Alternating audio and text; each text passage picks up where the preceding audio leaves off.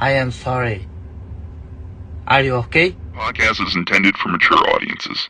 The views and opinions expressed are those of the panelists and do not reflect in any way those of the podcast partners, sponsors, or affiliates. Enjoy. Hi, this is Michael Buffer, and you're listening to the voice of the people. Let's get ready for Boxing Voice. Every day I'm hustling, hustling, hustling, hustling, hustling, hustling, hustling, hustling, hustling, hustling, hustling. Every day I'm hustling, every day I'm hustling, every day I'm hustling, every day I'm hustling, every day I'm hustling, every day I'm hustling, every day I'm every day I'm hustling, every day I'm hustling, every day I'm hustling, every day I'm hustling. Come on, man. I just got my hair done 2 days ago. Swing the remix guard! I just got my hair done 2 days ago. I just got my hair done. And she picked grease in my shit. I just got my hair done 2 days ago. I just got my hair done. I just got my hair done. I just got my hair done 2 days ago. I just got my hair done. And she picked grease in my shit. I just got my hair done. I just got my hair done. I just got my hair done. I just got my hair done. I just got my hair done. I just got my hair done. Why y'all bored like I'm saying bullshit? Like this is real facts. Like this is real facts. Why y'all bored like I'm saying bullshit? Like this is real facts. It burnt my eyes. Like this is real facts. I just got my hair done 2 days ago. I just got my hair done. I just got my hair done. I just got my hair done. Real facts. Come on, man. I just got my hair done 2 days ago. Swing the remix guard! What up, what up, what up, what up, what up? What's going on, ladies and gentlemen? Welcome back to another edition of the Boxing Voice Radio. I am your host, Nesta Gibbs, Solo Dolo, Scarface, No Manolo. You just never know who's going to jump on the show. What we do have scheduled is Fernando Vargas Jr.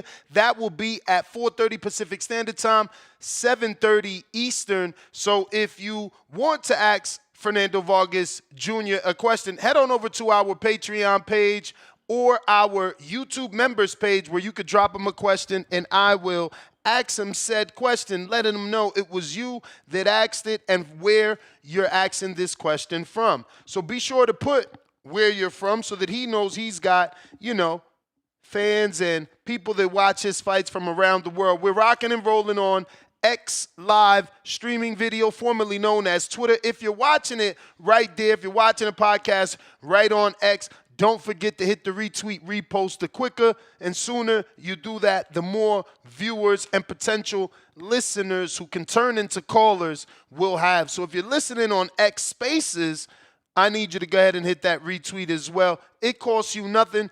It means the world to me, and it means growth for the podcast. We're also on Twitch for all my young people out there. If you're on Twitch, drop me a comment. Let me know where you are watching from via Twitch, and if you can, do me a favor, share the show on all forms of social media. That's certainly a sure way to help us grow. So once again, we're going to be having Fernando Vargas Jr. on the show, and we'll be talking Tank Davis. Now, this seems to be an old clip that has resurfaced. I believe this is part of the Lil Yachty interview with Gervonta Tank Davis that was held about 3 months ago before the actual fight between Tank Davis and Lamont Roach. During that interview, he discussed retirement, and there was also talks of potentially not retiring, potentially fighting certain names or having certain heads on the mantle, right? So that's what we're going to dive into. Tank Davis and his latest comments circling on the internet. For context, the quote, I believe, once again, is from February 12, 2025, where Tank appeared on a Safe Place podcast with Lil Yachty, and that was recorded in Washington, D.C. Now, Tank reserved, of course, he said, yeah, I've been having those thoughts on, changing my mind. I want to get myself together. I really want to get myself together. not retire, but take a break, there's definitely some more heads I got to put on the wall. So, again, to me, this is an old quote, but the internet is a funny place, man. This quote resurfaced and Tank fans get ignited. They believe, okay, this is our Tank, the one we truly believe. He's ready to take on those names that we've been asking him to take on his entire career. And really, that's what Tank has been having to deal with his entire career. You know, being criticized for not taking on the top tier opponents, you know. So this episode is going to explore Tank's motivation for continuing his career, if any, because again, this is an old quote. This is an old quote. Now, do we think that he's going to, I guess, put these heads on the wall after his get back with Roach? And do we think he's going to get that get back with Roach? For all we know, Roach has his number and the quote-unquote hit list is no more. Because if Roach upsets him, you know, I mean, sure, he could go and fight the other names, but I think the world will be asking for a trilogy, right? But these comments, you know, they're coming at a right time. This is amid plenty of speculation about dream fights with Lomachenko and Shakur Stevenson and Devin Haney and Teofimo Lopez. These are all dream fights at this point. How long have we been begging for these fights? I mean, I remember 5 years ago, Floyd Mayweather said that the fight with Tio would have been a great fight. 7 years ago, Floyd Mayweather said he wanted to make Vasyl Lomachenko. You know, are these fights fantasy when we're considering Tank Davis? Is he really ever going to give us these types of fights? We can't forget he did give us the Ryan Garcia fight. You know, many people want to act like that wasn't one we asked for, but there was a time when the boxing public did want Tank to face Ryan Garcia. He did do that. He did do that. Now, that's only one of the perceived four kings, but he did face one. Tank's mind shifting is a good thing for us boxing fans, especially hardcores, because that gives us the hope that, hey, maybe he does fight a Tio. Maybe he does fight a Devin. Maybe he does give us a unification for the first time ever in his career versus Shakur or Keyshawn for that matter. You know what I mean? So why did he pivot from retirement to wanting to put heads on the wall? I don't know. I don't know. Maybe he's tired of hearing people think that they're better than him and he's ready to prove something. When he says more heads on the wall, again, not many of those heads on the wall that we particularly asked for. Maybe it was the controversial majority draw and all the backlash that he received on the internet, and now for the first time being turned into a meme, being on the negative side of the boxing conversations. Maybe that's given Tank fuel and fueled his decision to keep fighting and want to get these names, quote unquote, on the wall.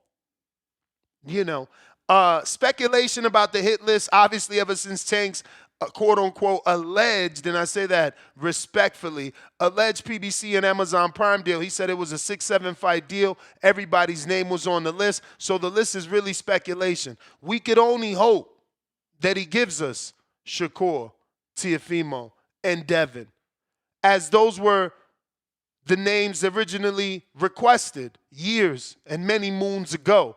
Adding new names like Keyshawn maybe will just make things more difficult. Hopefully, one of the names I previously mentioned don't get bumped and we get the spoiled milk that is Vasyl Lomachenko. I don't want that.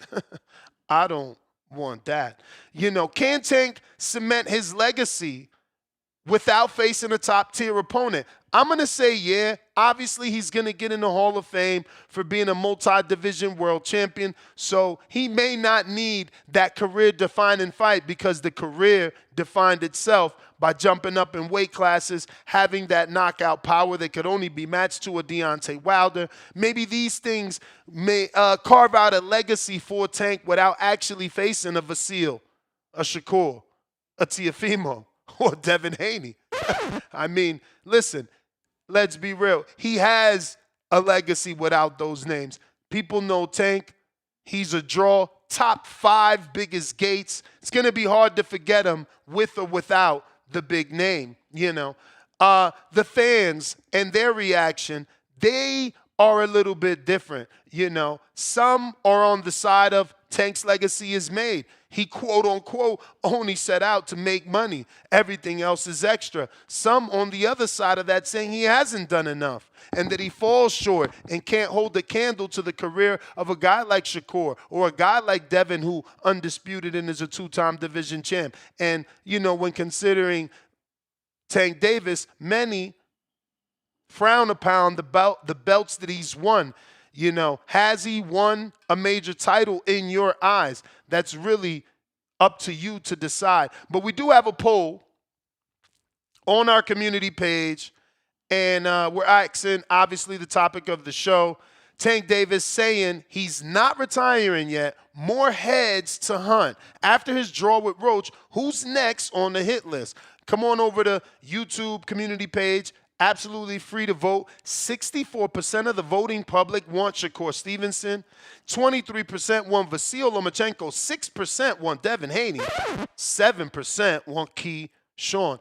Over on Discord, we have another poll, slightly different, you know, so feel free to vote on all the polls. It's absolutely free. Your participation is absolutely needed so we can have a pretty good show, right? So we got... Yo, Tank's not hanging up the gloves yet. Who's he got to fight to shut the haters up? 50% say Shakur Stevenson. 13% say spoiled milk Vasily Lomachenko. 13% say Devin Haney. 25% say Keyshawn Davis. And 0% for Floyd Schofield Jr. Now, over on our X, we got Will Tank KO Roach in their August 16th rematch. Early knockout, 36%. Full 12 rounds, 36%. Another draw, 8%. Too close to call, 20%. We are taking phone calls. If you want to call in, lines are open. We got about another 13 minutes to take some calls before we get our first guest and only guest, Fernando Vargas Jr. on the show. If you're watching this on Twitch, do me a favor, share the show. We need to grow. We certainly need a certain amount of live viewers in order to get that growth and push from Twitch. So if you haven't already followed us on Twitch, we are there and we're streaming every day. We're simulcasting right here on YouTube Live, on X Live, streaming video, X Live, Spaces, Discord, and anywhere else that I might have forgotten. We got Low Nose Boxing. What up? First caller of the day. Yo, that's the Gibbs. What's good, brother? What You up? hear me? Yo, that 7-hour show was rocking, bro. Great show, man. Great show. Yo, Gervonta Davis' next 3 opponents is gonna be Abner Maris, Jose Vargas, Campbell Hatton, and Dakota Linger. Every time Gervonta Davis has a fight lined up, he starts dropping hints and saying cryptic things as if he's really going to fight his contemporaries. It's to the point where I gave up as far as expecting legacy fights out of Gervonta Davis. Gervonta Davis has turned into the generation's Eric Butterbean Ellis. He's only given us, I can't even say excited. It's just, he's an attraction, bro. He's the black Jake Paul. You know what I'm saying? He's not going to fight Devin Haney. He's not going to fight Shakur. He's not going to fight Keyshawn. He's definitely not going to fight Michael Myers' reincarnation and Teofimo Lopez, who's chasing everything around. And the only guy he probably will fight maybe in 2 more years when he gets a little bit older, if he's still around, is Vasyl Lomachenko. You know what I mean? But Gervonta Davis ain't fighting those guys. I got to see it to believe it at this point. It's not like the Floyd thing when Floyd was just trying to let the fight marinate and get bigger. But you knew Floyd would fight dudes because of Floyd's history of fighting dudes since the beginning. Gervonta hasn't shown that. He hasn't shown that he's willing to fight someone where it's going to be a 50-50 fight. You know, he created Lamont Roach. He probably created him on purpose so people could look at this guy as a 50-50 fight, and then Tank might really turn it up this time and get him up out of there. But I'm not convinced. You know, I'm convinced that he might fight Pitbull Cruz. Like I say, he might fight Jose Vargas, Puerto Rican Day Parade weekend. He might fight Abner Maris, Mexican, Green Print. You know what I'm saying? Yeah, I don't, you know, he might fight Jake Paul. But, like, I'm not even sure if that's going to happen. It got to be an exhibition. Tank Davis fighting Teofimo Lopez, Devin Haney, Shakur Stevenson, Keyshawn Davis is a waste of time, bro. It's a waste of time. It's a good opportunity for you to troll the Tank fangirls that's going to call in. I know you're going to get them in their feelings. But they're going to call in any minute and start saying, oh, Tank is going to fight him. Tank ain't fighting these guys, bro. He's not. And it's a shame because Tank is one of the most talented fighters, and he might go down as the biggest if. And I want to say a shout out to Brandon Maurice. He was thinking something I was saying the other day. I'm tired of using the word four kings. From now on, I'm going to say the four memes. No disrespect to them individually, but as a movement, they're not fighting each other, bro. And they're not jumping the road. The only one that's doing things is T.O. Devin tried a few things, but the Ryan Garcia thing messed him up. Shakur's still at 135. Tank is not involved in this. And Ryan Garcia is definitely not a king. We got to stop saying that. You know, if anything, Ryan Garcia single-handedly turned Rolly Romero into Wilfredo Benitez. If you want to call Ryan the king, then he done turned Rolly into the fifth king. Disgusting, bro. The state of boxing is horrible right now, man. Hopefully we get this real mega fight between Teofimo Lopez and Jaron Ennis. If not, bring on Richards to Hitchens. If not Hitchens, then hell, bring up Keyshawn Davis. If no Keyshawn Davis, then we could do Devin Haney. Stop ducking Devin. You already seen people saying in the rumors that it's out there. You know there's an offer. You ducking it because you scared. Shitting bricks. Y'all been shitting bricks. Why you jumped out the fucking tournament? Why you jumped out the tournament? That's why you scared of Devin Haney. Why you asked for 3 different offers? Why you asked for 3 different offers? That's why you scared of Devin Haney. You know why? Because lesser men than Devin Haney done punched up T.O.'s face and made it look the way it looked. That's why you would be scared of Devin Haney. If you don't get your fucking weird ass out of here with your lies. Boxing, what up?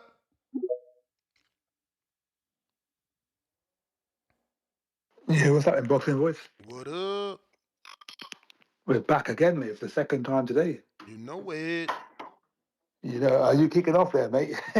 I just see something really funny, actually. As I was just on X now, something popped up. It's I just retweeted it. You'll see it in a minute.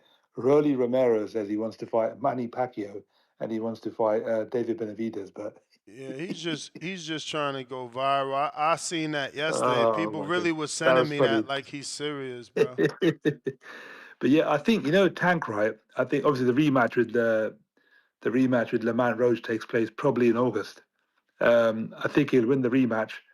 That first fight was a very, very good boxing fight, very technical. It's one of them fights that, when you, as a boxing purist, some people might not like it, but I like them kind of fights where your eyes are glued there, you're looking at every punch.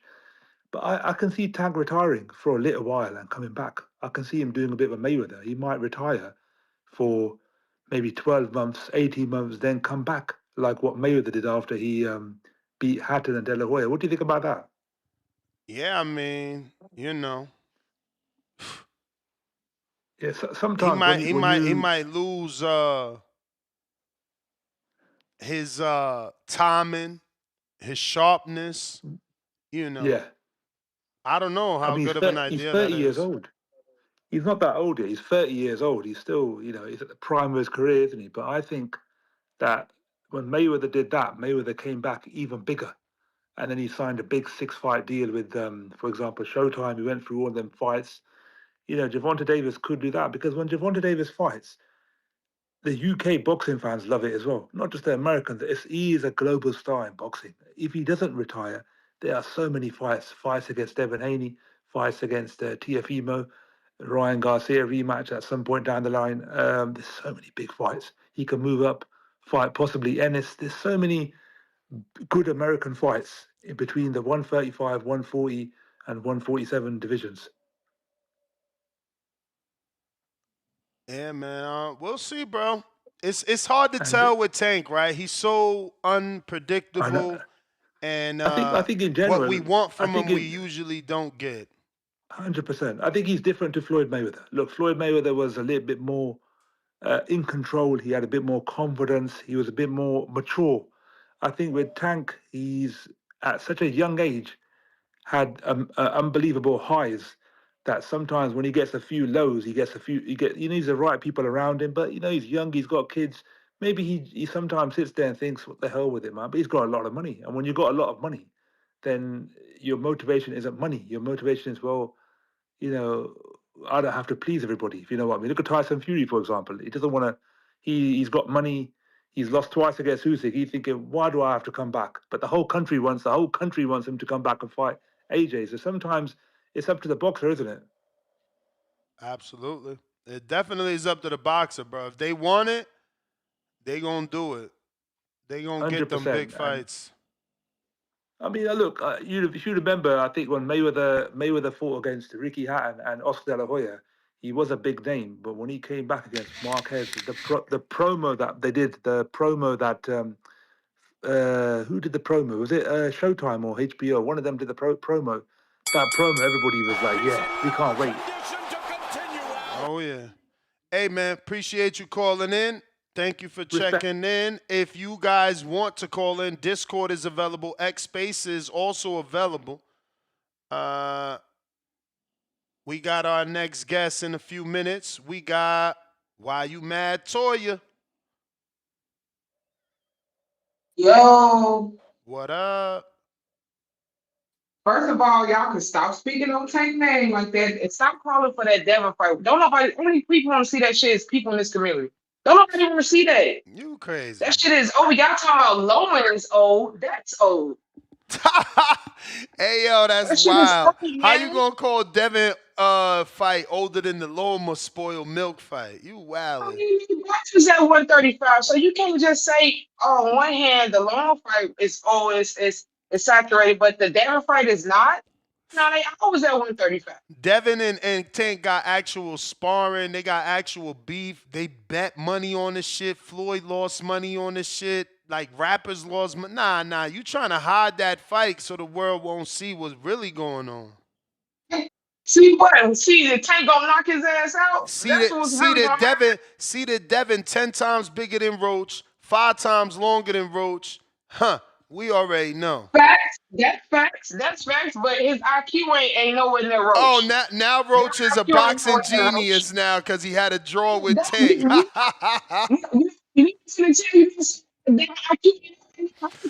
couldn't even master the fact Toya, you got to get off speaker so you don't echo. You echo and it's hard to hear you out. Oh, shit. Oh, my headphones is on at work. Oh, but they must not be connected. There's no way they connected. No way. Yeah, it is. Can you hear me better now? It's the same, but don't worry about it. Keep it going. Just try not to yell so I don't echo. Okay, so what I was saying about Devin's IQ, the fact that Rolly was able to warn it and keep that hand up to block that hook, and Devin couldn't master that. Why y'all capping? Y'all know Devin hand was up, man. My man went around His the guard. hand was not up. Come on. Show me the replay where his hand is down. You gonna show me what Floyd said you're not supposed to do, and then there's video of him doing the bow and arrow jab? That's when you gonna say his hand was down? But Floyd mastered that bow and arrow jab too. Devin ain't mastered. Devin doesn't have the best jab in boxing. Charlo have the best jab. The youngest undisputed champ in the world, they mastered a jab that took him around the world. Yo, don't let the media Charlo fool got you. The best jab in boxing. Man. Charlo got the best drunk jab. Devin got the most active jab. Whatever, Ness. I ain't gonna go back and forth with you. But anyway, like I was saying, the difference between Tank fans and the rest of them guys fans is that we actually pay to watch him fight whoever he fights. Y'all be so pressed that nobody is paying to watch Devin fights. Nobody, Shakur never even been on pay-per-view. So the fact that whoever take fight, we're gonna watch it. We're gonna pay for it because we want to see entertaining fights. The boy has skills. He's entertaining. Do I want to see him fight Shakur? Yes. But if he don't want to give that man a payday, he told y'all on the interviews why he doesn't want to give him a payday. Because they had beef about that shit with Floyd. He tried to warn him about some shit with Floyd, and he still went behind his back. Shakur is a snake. Y'all seeing that play out every day, and the way he snake Belonga, the way he getting snaked, he gonna get snaked by Keyshawn because he's a snake and he don't want to give him the payday. It ain't because he's scared. Tank is the name. Shakur is not the name. Nobody is the name but Tank. So y'all can stop all that capping, man. If he don't want to give that man a payday, it is what it is. Right, so I'm out of here, but y'all keep it going. All right. Appreciate you, Toya.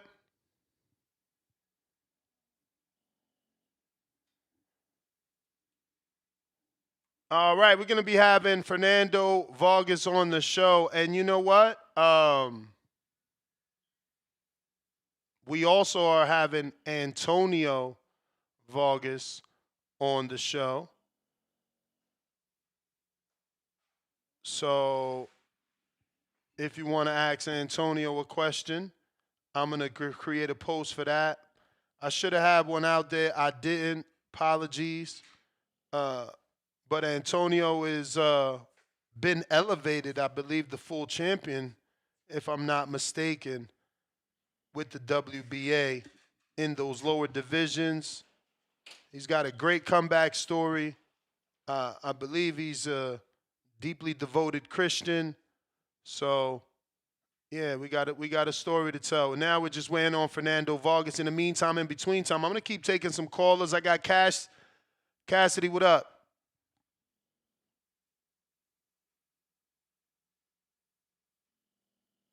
Yo. Cass, you there? Okay, I hear you. Are you hear me now? I hear you bet. now. The fight I want next. I want that Vasil fight. I feel like you say it's spoiled milk, but I feel like that's Tank Pacquiao fight right there. Tank Pacquiao. He My he, he man gotta he gotta retired, knock that off the homie. list. My man is retired. You see he retired. I'm saying if he's still active, and the thing about this Shakur he fight, not. What do you mean? we, If he's still, like, you see that he's not, and that's why it's spoiled milk. But y'all still want it. Y'all still want a dude that ain't active. I mean, but he active in the ranking. He an active world champion. He not active in the rankings. He got his title. They gave an interim to someone underneath him because he ain't active, bruh. Like, but I hear you, man. Y'all want what y'all want. And the thing with Shakur, I feel like we need to push Shakur through that runner one time for the one time. Cause like they said, he ain't fought nobody out lightweight. Only him and Tank should fight for undisputed. He need to go through that ringer one time and give me a couple of names up under his belt. That fight ain't ready yet. I look at that fight like the Earl Spence Crawford fight. Cause like say Shakur do win, he really not no like marketable face or no boxing. You know when Tank fight, that's like y'all boxing Super Bowl. You know, he beat Tank. You know, we ain't really got nothing. You know, I don't think that fight. Shakur got to build his. He got to build the name of it a little more. I think it's a little premature right now. I hear you. But yeah, I need that feel next. I want to see how you do against them angles, man. I feel like that's a hell of a matchup, man. I feel like that's just a hell of a matchup right there. All right, champ. Well, look, that's my guess. I'll get back to you. Let's go. Fernando, what's going on, champ? What's up with it, Ness? How you doing, bro? Oh, chilling, man. Chilling. Appreciate you giving me the time, man. First and foremost, congratulations on the big win. Another knockout, man. You just you keep doing it. Thank you, brother. I appreciate it. So this one I feel like is a little bit different, man. You've decided to call out some names. What changed, bro? Usually you just work. To this post fight, you even mentioned Fondora, Xander Zayas. What changed?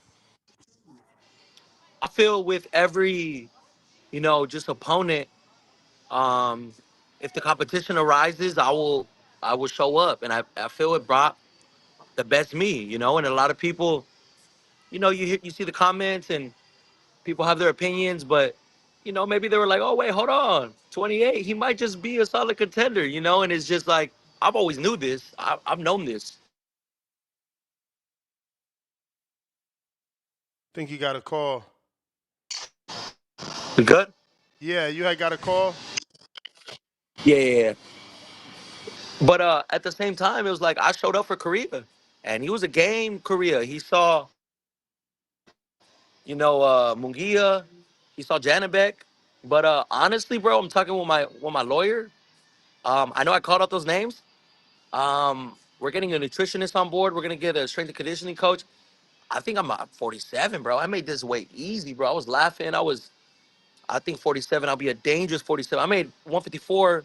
I made it at 151.8 for this guy, and I was, like, again, people were saying that I'm gonna get knocked out, that all we fight is bums. Look, I have to do something that is gonna make me stand out of all my brothers. I gotta do something. I'm known for knockout power, right? But apparently all I knock out is bums.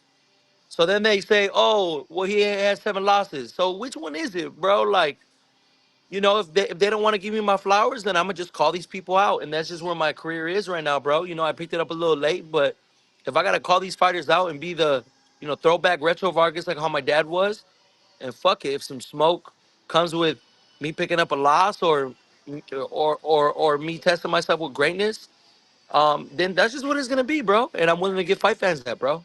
I want to show what I'm about.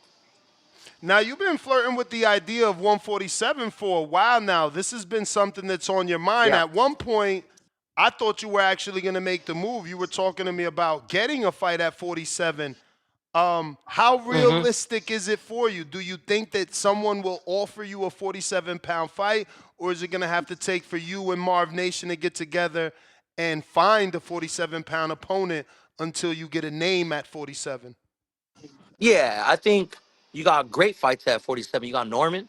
I mean, you got a whole bunch of different. A lot of the 47 pounders moved up to 54, but I would like a fight for me to, test the waters, maybe a 48, 49, and then make 47, and then test myself with the game 47. I want to see how I feel at 47.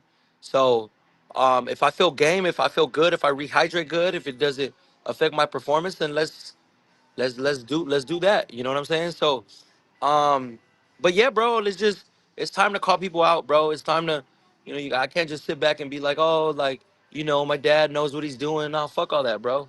You know, the difference between Ryan and Devin and all these different fighters making money is they're voicing how they feel. They're doing stuff rolly. I mean, just got a payday. I'm trying to make money in this sport. I'm trying to goals of being world champion, and it's just like it's very, very much in front of my face, bro. I spar all these people, I spar all these fighters all the time. Why not me, bro? And it's just like I feel my time is now. And this fight skyrocketed me, bro. This fight really, a lot of promoters are hitting up my manager. A lot of different people were interested with the idea of me fighting, even if I gotta be B-side. I think that's just what I gotta do with what I'm saying, with the cards that I'm dealt with. I don't got time on my side, so if I gotta fucking mix it up with someone who's the A side, like a top rank or like a matching for me to make my name, Fernando Vargas Jr., I'll do that. And I'll show that my power will carry. I got two names. I don't know if they're going to do it for you, but Ebony Bridges is now with Kell Brook, and she was on social media saying she want her man to come back. That's a welterweight fight. He's been in the ring with many names. A perfect fight for you to test yourself. Then Josh Taylor just lost to Echo Usman in a great fight. I don't think Josh is washed. I think that was just, Usman's time. He was very active. He was just very active. You got to watch that fight. These fight fans are terrible. Josh has lost his last 3, so to them, he's washed. That was a tight competitive fight. He probably Yeah, did no, it get a was. little bit tired in the end, but what do you think about a Josh Taylor, Kell Brook fight, or are you looking for something more, American stateside? I ain't tripping, bro. I mean, I'm down for that. That I could play with that idea. I have a lot of respect for Kell Brook. He follows us on social media. I helped him out with the camp, and we're locked in. I wouldn't want to fight him. personally. If the money's right, maybe, but I wouldn't want to do that. I got he has a lot of respect for my father, and it's just like money's not even really worth it, honestly. Maybe a Josh Taylor, that would be some great. You know what I'm saying? Um, but the time is now. I need to test myself. I'm 17-0, 15 knockouts, and I promise you, I'm gonna keep making people believers, bro. I'm gonna keep doing it. And like I said, I don't have wear and tear on my body. I didn't start super young, so I could stay in the game a little longer. This ain't, like how it used to be, where you got to pick up a strap before you're 21 years old. It's a different wave of boxing. You got social media boxing, you got all this different stuff, right? Everybody want to come and get a bag, but I want some respect in my name, and if it's gonna be with a contender or like, all these different fighters, I want to I want to mix it up in there. So yeah, I did call out Callum. I did call out Callum. I did call out. I would shit. I would love a fight with him. I know it's 54, and he's with Tom Loeffler, and I have a lot of respect with Tom Loeffler. He was got in our career in the beginning, myself and even my brothers, um, and I know that's just like his golden boy. So that would be a fight that makes sense for me at 54. But let's just see. I think right now I'm just enjoying myself. I'm here in Oxnard, chilling with my best friend. Um, but I'm ready. I'm ready for the step up fights, and I'm excited. I think you sparred a few welterweights. I'm pretty sure you sparred Freitas Rojas Jr., right? Yeah. I'm Yep. pretty sure you Yep. sparred Emiliano Moreno. That's the David Benavidez of the welterweight division. I have. I have. And I Tiger can't believe. I Johnson? can't believe he makes 47. Me neither. That Emilio guy. I'm Like, like, how the fuck you make 40? That hey, motherfucker but that should big, give you inspiration. But no. That you're right, bro. Just for real, like on it with the nutrition and jam packed like to the T with the science. You're right. Cause Yeah. when he's out of camp, when we spar, bro, he's walking around a $175, $180 for sure. So And did you spar Tiger already? Johnson? I haven't sparred Tiger. I think he's 40, right? I think Well, he's he's 40. 47. He's 47 Oh, now. he's 47 now. Yeah. I didn't know that. Shit, though, those are great fights right there too. Tiger's sharp. Yeah. I know his And Top trainer. Rank is I, familiar with you. What do you think about a Top Rank card with Tiger Johnson? that will make a lot of sense. Shit, I'm down. I'm down. I know his trainer was helping out Terrell Goucher when I sparred Terrell Goucher in Cali. So I know his trainer, but they keep it respectful. I thought it was at 40, but shit, yeah, 47. That's what's up. I I didn't know want to that. see you make the move, champ, man. Tell Marvin get you somebody Absolutely, just so you can see how you absolutely, feel, because you would absolutely. have that It's time for that. advantage. Once you rehydrate, you already a Yeah, puncher. You don't know. You might be super dangerous at 47. I know, Ness, and it's time for that. Honestly, so my next fight is gonna be at 47, 47, 48, right there. Like see how I feel, and then yeah, if it's something that feels natural and it feels good, you know, um, then yeah, let's do it. I'm with all that. What turnaround time are you looking for? How much time you looking to take off before you get back? Looking for a date. Shit, I'll be ready be ready in 2 months, whenever. Right now I'm just enjoying myself. I'm gonna come back home pretty soon, and talk with my team, and then we'll see what's next.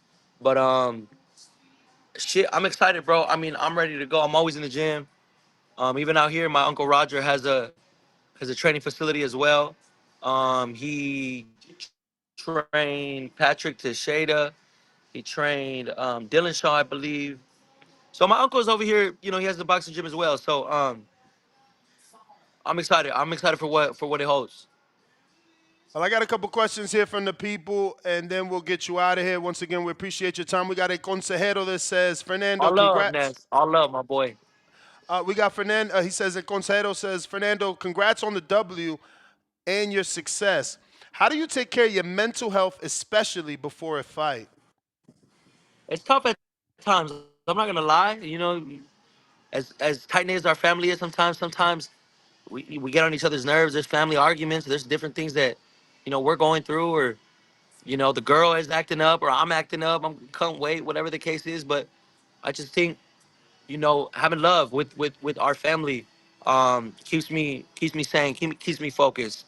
Me and my brothers were always training together. We're always with my pops. So you just got to manage what you can manage. You could manage, you know, your emotions to the best of your ability, and you know, um, just yeah, just being around love, bro. I mean, that's what really helps me and my brothers stay grounded. You know. I got Malcolm, New York. Between you and your brothers, who got the most pull and who got the least game with the women? Keep it real. Laugh out loud. I like that question. Wait, what was his name, Ness? That's Malcolm in New York City. Malcolm in New York. Come on, man. I call it ace, a spade, a spade. I'm big, bro, for a reason. I pull. Pull. Nah, but honestly, respectfully, we all got our own little style. Amalo got the curly hair. Is he Puerto Rican? Is he not? Emmy got the clean cut, no tats. It's whatever they want. Really, Yo, we all you look alike. funny. He said, is he Puerto Rican? Is he not? I'm dead.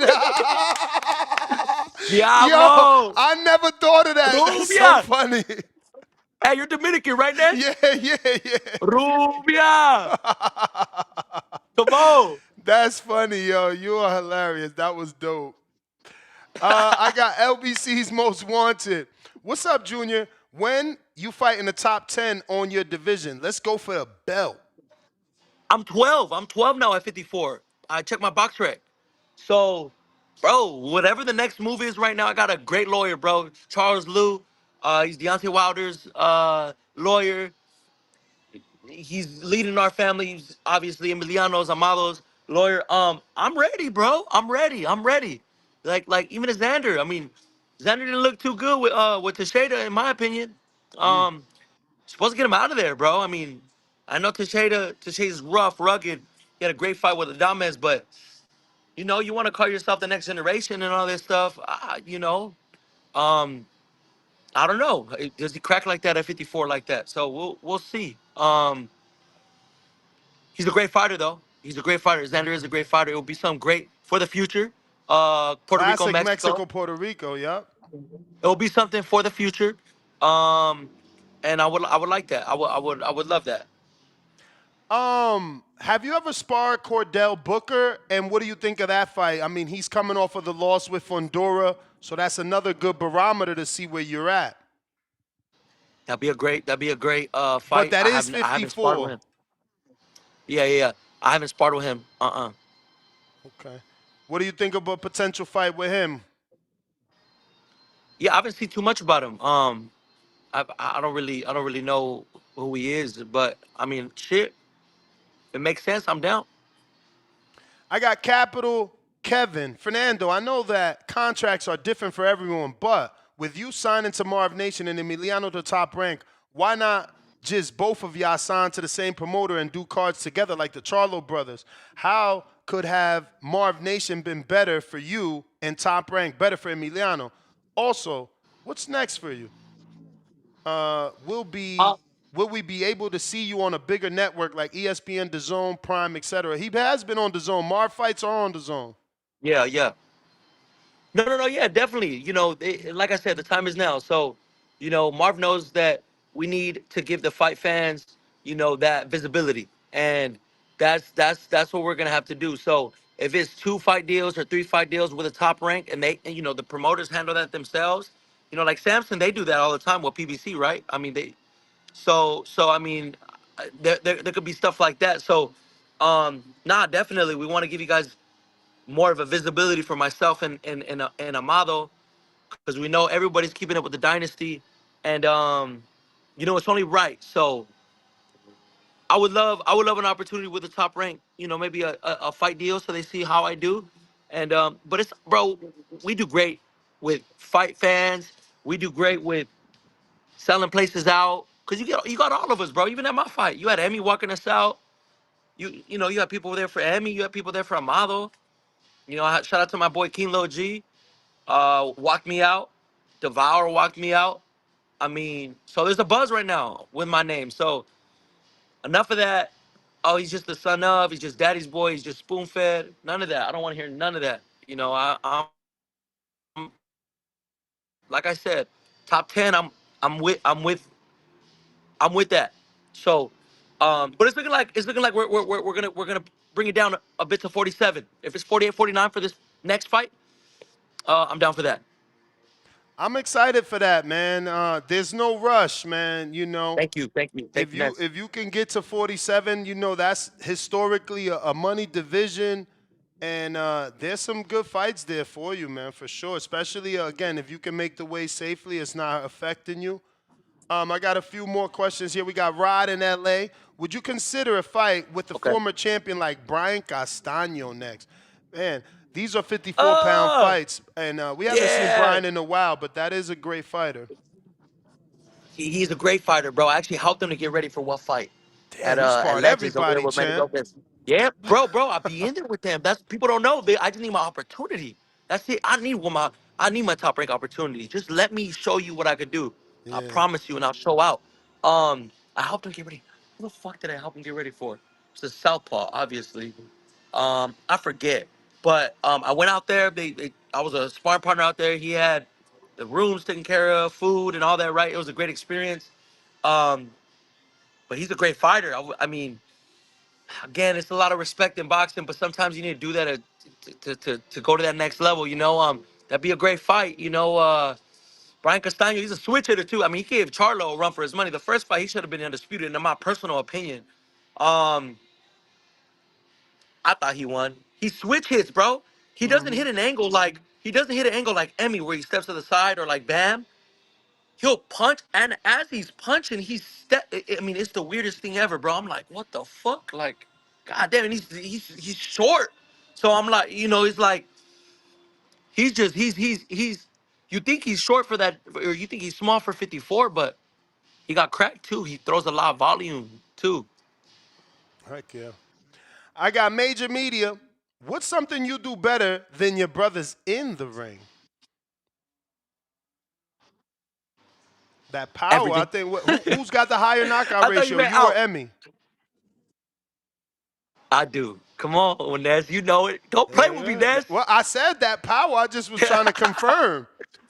That Hey, power they thought it was real, just the man. left hand. Yeah, I picked him up with the left.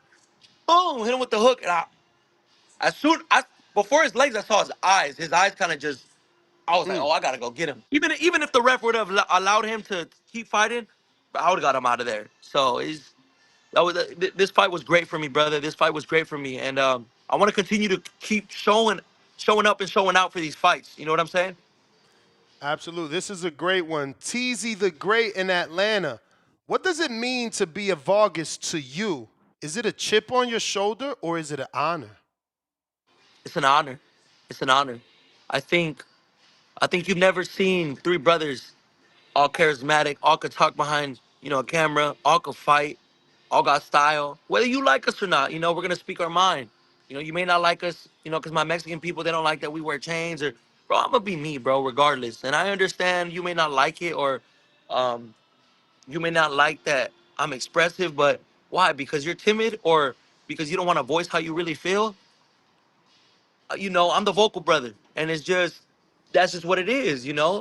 Um I just feel I'm gonna express the way I feel, and you're either gonna be loved for it or you're gonna be hated for it. But we appreciate all of the fans, bro. Like for real, for real. I mean, our support goes crazy. Like there's more people that know about the Vargas brothers, bro, than you got some Olympians. With all due respect, and and that's a blessing. Obviously, we come from our dad, right? And people just like, Yo, I know them shots was at the Davises, man. nah. This is our interview, real quick. Hold on. So we got a lot of support, bro, and it's like our thing is we have a lot that fans expect of us, right? So that's why they're like, we want the fights now, we want the fights now. But Ness, I've told you in previous interviews, bro, like Pops got rushed, bro, and I said it when my dad got No, inducted in the for Hall of sure. Fame. There's no questions asked, and there it goes with the promoter. There it goes with my dad just being so eager and ballsy, right? But sometimes that shit bites you in the ass because you're so young and you want to fight the best. Like Emmy for a minute was like, oh, I'm gonna be a quicker world champion than my dad. That was his goal. Like I'm gonna do it. But why not make some fucking money? Why not along the process get more experience? Why not rob the bank a little bit? I mean, shit, Floyd's teaching all these fighters now to come in the sport for a bag. Why not? Fans not gonna care about whether you have a belt around your waist or not 10, 15 years from now. Like, we gotta make this shit last, bro. Like, if you don't make smart investments, if you don't write things off, if you don't, like, now we got a great team around us. You know, my dad didn't come from, my dad came from nothing, bro. My dad had a maggot stepfather that abused him, that was never there for him, so he had anger. And when he made all this money, everybody wanted to love him now, but it's like, they didn't believe in him, bro. So he did that shit by himself. That's why I have so much respect for my dad, bro. He did this shit without a Vargas dynasty, without a fucking a Bob father like himself, a Godfather like himself to just fucking to promote. And it's a blessing, bro. Don't get me wrong, but it's a curse. We get criticized. Oh, they too pretty. They too pretty. They ain't got dog in them. Why? Cause your bitch likes this. It's not our fault, bro. It's not our fault. Come on, we ain't ugly. Shit, bro. I It got is what it another is, one. man. Yeah. Bones 13, Fort Worth, Texas. With the win recently, do you think Marv Nation, do you think Marv Nation can get you a title fight only because Marv Promotion doesn't really work with any other promoters in boxing? Thanks, champ. Well, we're going to get that situated. I don't really want to talk about the business of boxing, but just know that these bigger fights are coming, and you'll see me closer to a 47-pound weight my next fight. I got Quest in Virginia. What up, champ? Blind rank these 5 boxers 1 through 5 in the order you believe they belong. One at a time, though. Bakram Mulatayev.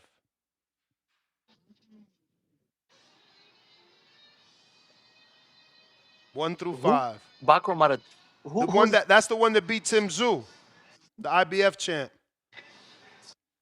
Oh, that motherfucker, a 54. puncher, that like Russian guy? Yeah. Yeah, that motherfucker's tough. 1 through 5, he like a 4 or 5 for sure. All right. Next one is Jermel Charlo. He a 5?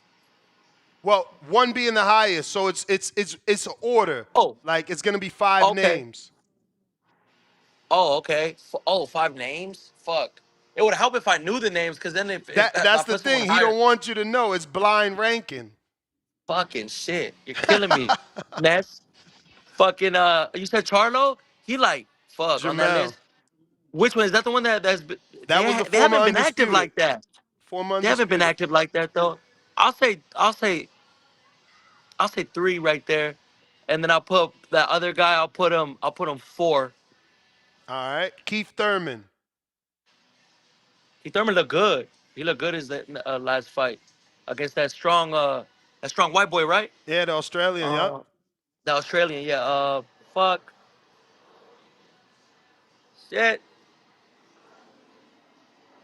2? I don't know. 3? Okay. What I said? You said 2 or 2. 3. 2.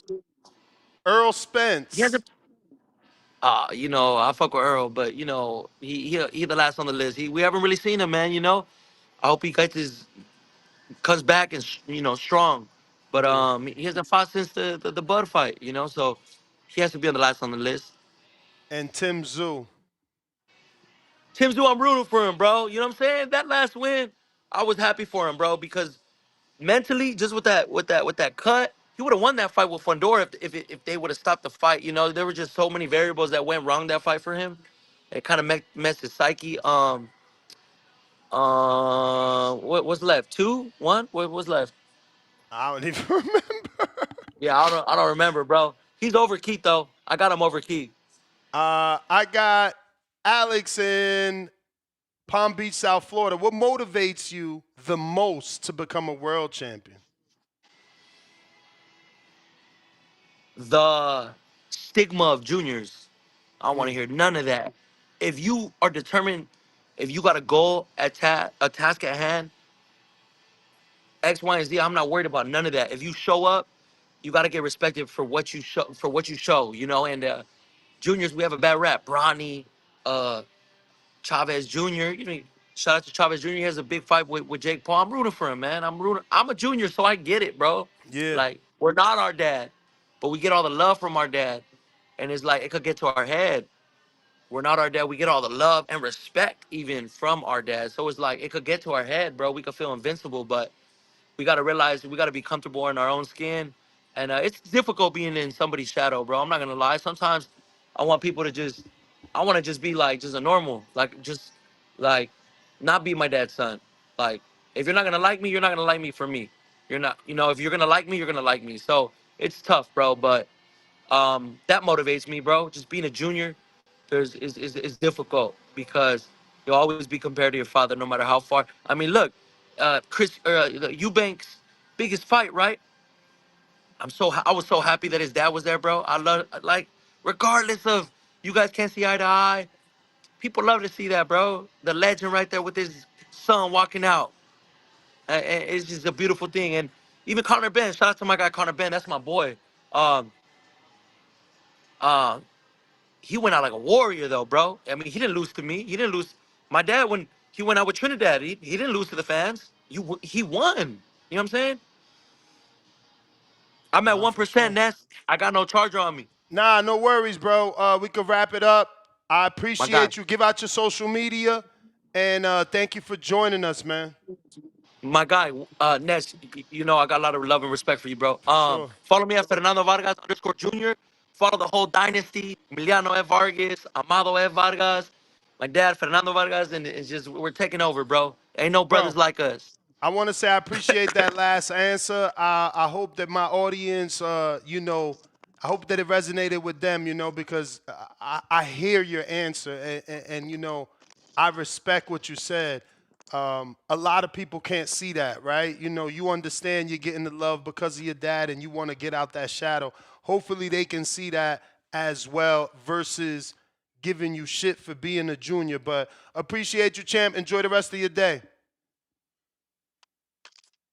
Thank you. Appreciate you, Ness. All right. There you have it, ladies and gentlemen. Fernando Vargas Jr. And we're going to jump right into our next one if he is available.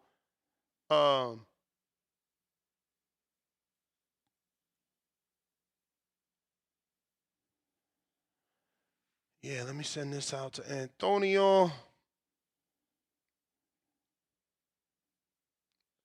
If you guys want to ask Antonio a question, go ahead and drop that on the Discord. Excuse me, not Discord. Apologies. On Patreon and YouTube is where you can drop a question for Antonio, who's joining me right now.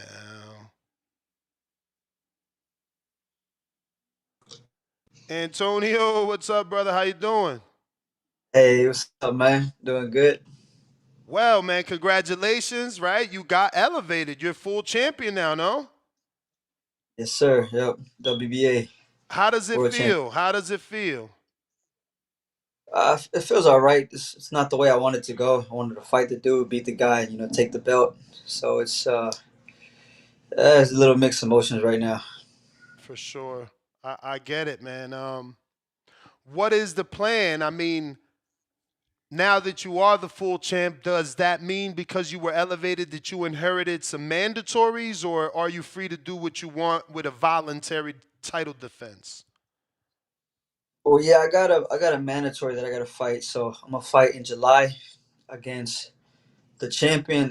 His last fight, I forget. He has a hard name to pronounce, but the guy he fought his last fight, it ended in a draw. So I'm gonna fight that guy as a defending champion. So, and then from there, I asked my promoter, Box Life Promotions, man, if I could fight for the belts back to back, WBO, WBC, IBF. That's what I like to do personally. But whatever they got in mind, I just take one fight at a time. Are you Box Lab's first homegrown champion? Yeah, I am. Yeah. Wow, they should have put out some sort of social media about that. Like, you're the first champion that they developed. That's crazy. Congratulations to Amaury Piedra, and obviously to yourself for, sticking with them, believing in them, and look, they got you to a title shot, man. That's amazing. Yeah, wow. Congratulations to Enrique as well, man. I don't want to forget him, right? Yeah, Eric, man, Eric and Omar. Like I said, they took a chance in signing me, man. Because when I signed with them, about 3 years ago, uh, man, I went to like three different promoters, and they just nobody wanted to sign me. Man, it was very hard, especially the low weight classes, 118. So me and Eric, we talk a lot, man. He always laughs because he's like, man, like we thought you'd be the hardest one to deal with, but he's like, you're our easiest fighter. You're our first world champion, and we're like, man, we're glad we took the risk and invested in you. And he's like, man, you're our first world champion. So I'm very grateful for Eric and Omar for helping me to achieve that. No, absolutely, man. Congratulations to you, all of you guys. An amazing moment, I'm sure. Has it set in? Did you, people say you win a belt, you become 80% better, or you're this much better because you're a champion. Is that a feeling that you won't know that you've gotten until you actually fight as a champion, or do you already feel something different? Nah, I don't really feel like I got the belt, but like I said, I wanted to beat the guy and take it from him. I think it'll set in, man. Like once I fight for the next belt, that's why like I'm so eager to fight for the next, because once I win, let's say the WBO, WBC next, then it'll feel like, okay, yes, I'm a tutor, I got two belts. I'm a champion now. But it's not gonna feel the same until I get another belt. So that's why I want to fight as fast as possible. Hopefully after this fight, if I can fight for the WBO, WBC, I'll take it. So it sounds like your plan is to unify. Do you think that's something that is feasible? Definitely, man, because all the belts in my weight class they're all in Japan right now. All the champions. So it was hard, man, because I was supposed to fight for a belt February last year against, his name was Takuma Inoue. It's the monster's brother. I was supposed to fight him.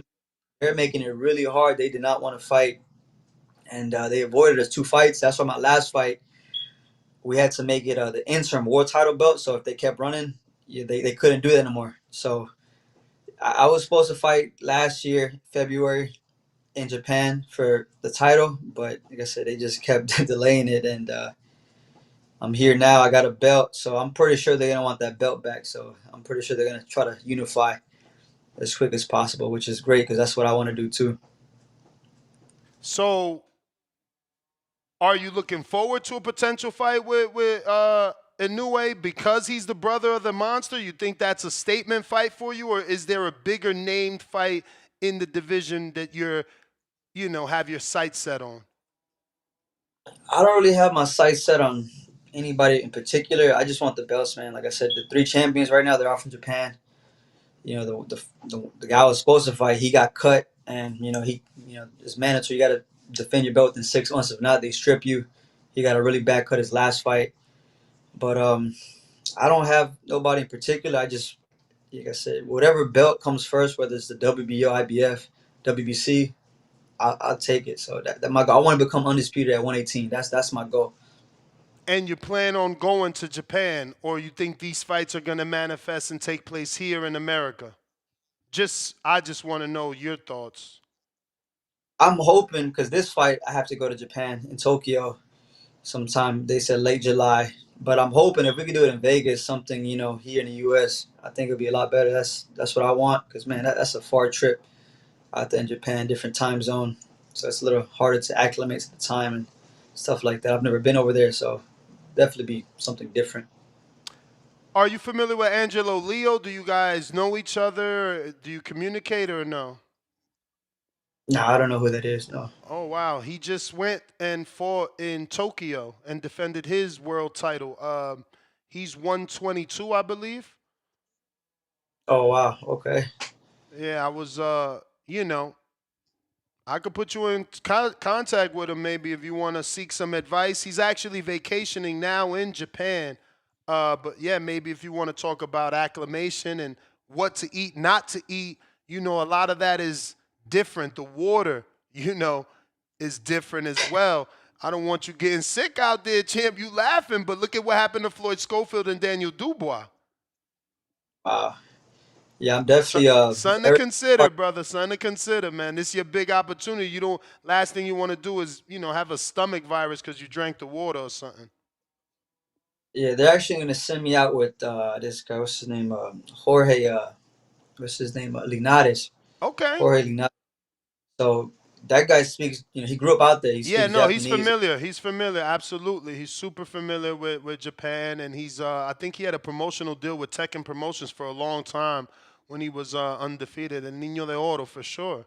Salute to Yeah. Linares. He could certainly help you, and he's he was a 3 division world champ. Perfect person to get advice from.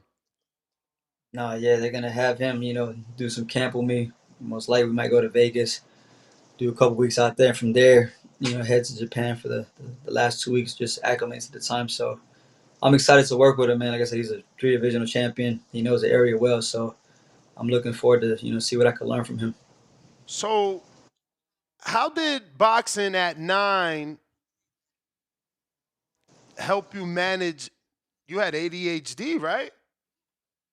Yeah, man. My principal for when I was in second grade, man, they were trying to put me on medication because they said I was too hyper, and they had a conference with my dad. Like they told my dad, like, "Hey, man, your kid, he's out of control. He's too hyper. He don't want to sit down. He don't want to listen." And they're like, we recommend that you put him on this medication to calm him down." So my dad was like, "All right, we'll do it." The next week he took me to the boxing gym. The week after that, they're like, "Hey, man, we've seen improvement with the medication. It's been working." And my dad's like, "Nah, man, he's a kid, man. They just have that natural energy. They gotta burn it." And they said, boxing, man, that's the biggest effect that it had on my life. Just becoming a boxer, the discipline, just the lifestyle. It's definitely changed my life for the better. So the ADHD, man, it kind of worked in my favor. Thank God my dad didn't put me on that because I hear a lot of stories that sometimes it just messes up the kids, the way they think and how they act. So I'm glad my dad didn't take me down that route. For sure, man. Salute to you, man, for being able to, use boxing to basically shape it in your favor. But what's it like carrying Puerto Rican and Mexican pride as a WBA champion, as a boxer in itself? Like, do you feel the love from both countries, or do you feel alienated because you're part of both countries? Nah, definitely Puerto Ricans, man. They're some of the most loyal people, man. They like.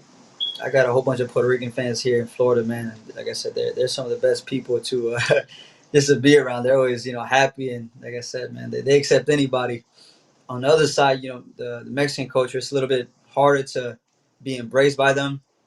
I'm more Mexican American. I'm not my grandma was she was from Mexico, so my father he's from Bayamon, Puerto Rico, and I kind of grew up a little bit more in the Puerto Rican culture, so it's a little different. But yeah, man, Wait, you said I'm, your I'm dad is from Bayamon? yeah, it's from Bayamon, Puerto Rico. So Yeah, is all my that where you get the boxing from? Because isn't that no Bayamon? I know Cotto is from Caguas. Who's from Bayamon? What famous is it? Ivan Calderon? I think he might be, man. I got his I'll number Google too. it. But go Yeah, ahead. You can continue. I'm sorry. yeah. I think this guy. I was doing an interview with this other guy from Puerto Rico. I think he said Refredo Gomez was from Bayamon too. Okay. So it's like a couple of champions from Bayamon. So it's cool, man. Because like I said, my dad was the one that put me in boxing. He had brothers and stuff like that, family members in boxing too. So he's like, "Hey, man, he likes to fight. He's hyper. Let's do this." And I didn't think it was gonna turn out like this, man. But I'm grateful it did. Nice, man. That's amazing, man. That's amazing. Wow. So you didn't think you would be a world champ? Oh man, I just did boxing because it kept me out of trouble. I never expected to go to the Olympics. I never expected to become a world champion. It kind of just, I don't know, it just happened, man. I was very competitive. I didn't like to lose. The good thing about boxing is more, what you put in, you get out. It's not like a team sport where you got to kind of focus or rely on somebody else's, help. And that kind of drew me to the sport. And like I said, just being so competitive, I hated losing. As an amateur, I think I only had like 7 losses. And every loss, I cried like a baby, man. So it's definitely not a good feeling to lose. And with boxing, like I said, it's one of those sports where it's like, man, it's almost all on you, So For sure, man. How did that 2019 loss to Cardenas fuel your comeback and shape you into the world champion you are today? Yeah, man, that had a big impact on my boxing career. That it took me 6 years to get back where I'm at, man. Because at the time, man, like Shakur Stevenson, Teofimo Lopez, Clarissa Shields, a lot of these, like, we grew up around the same time, went pro around the same time, and I was like right there with them guys.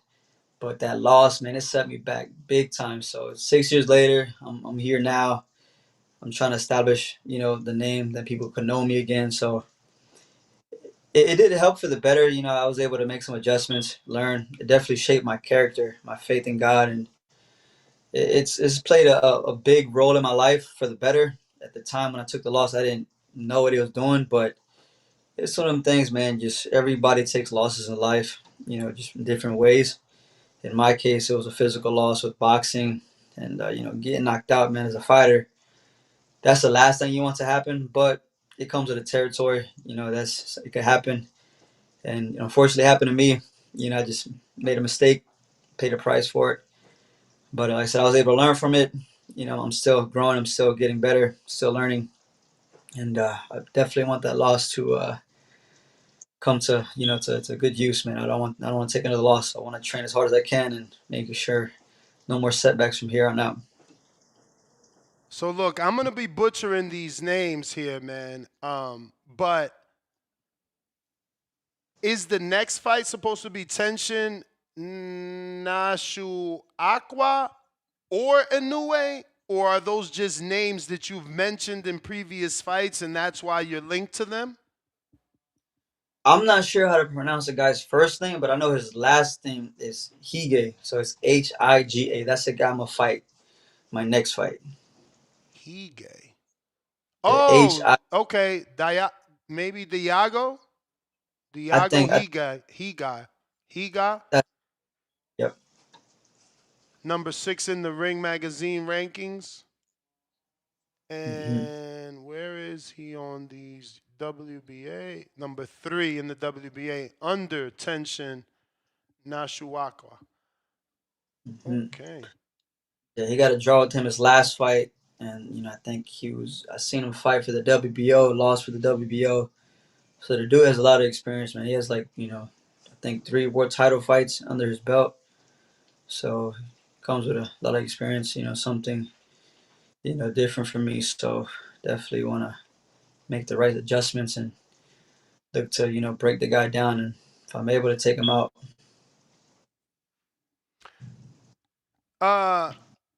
Do you think being Box Lab's first homegrown champion opens the doors for other Latino boxers?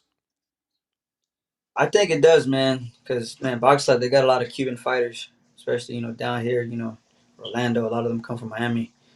So it's definitely, man, they got good connections, with PBC and, Matchroom now and, WBA and stuff like that. So just having a world champion, man, I think it'll open a lot of doors, for more fighters to become world champions. And they got a lot of good guys, man. So they're doing really good now. For sure. I got a couple questions from the people I want to get to before we let you go. First one is coming from Ali and Dago. He says, Antonio, how far up in weight do you see yourself going? Oh, man. I don't know, man. Probably up to like 122. I'm not a big guy. I'm 5'5.5". I don't walk around too heavy. I walk around like the 130s. 132. So I'm hoping, man, if I could at least get 118, 122. But I don't see myself going past 126. Guys walk around like 150, so I've never been close to touching that weight. So, What's your dream unification fight opponent to cement your legacy? Like, who do you want to fight in a unification that you think is a legacy-defining fight?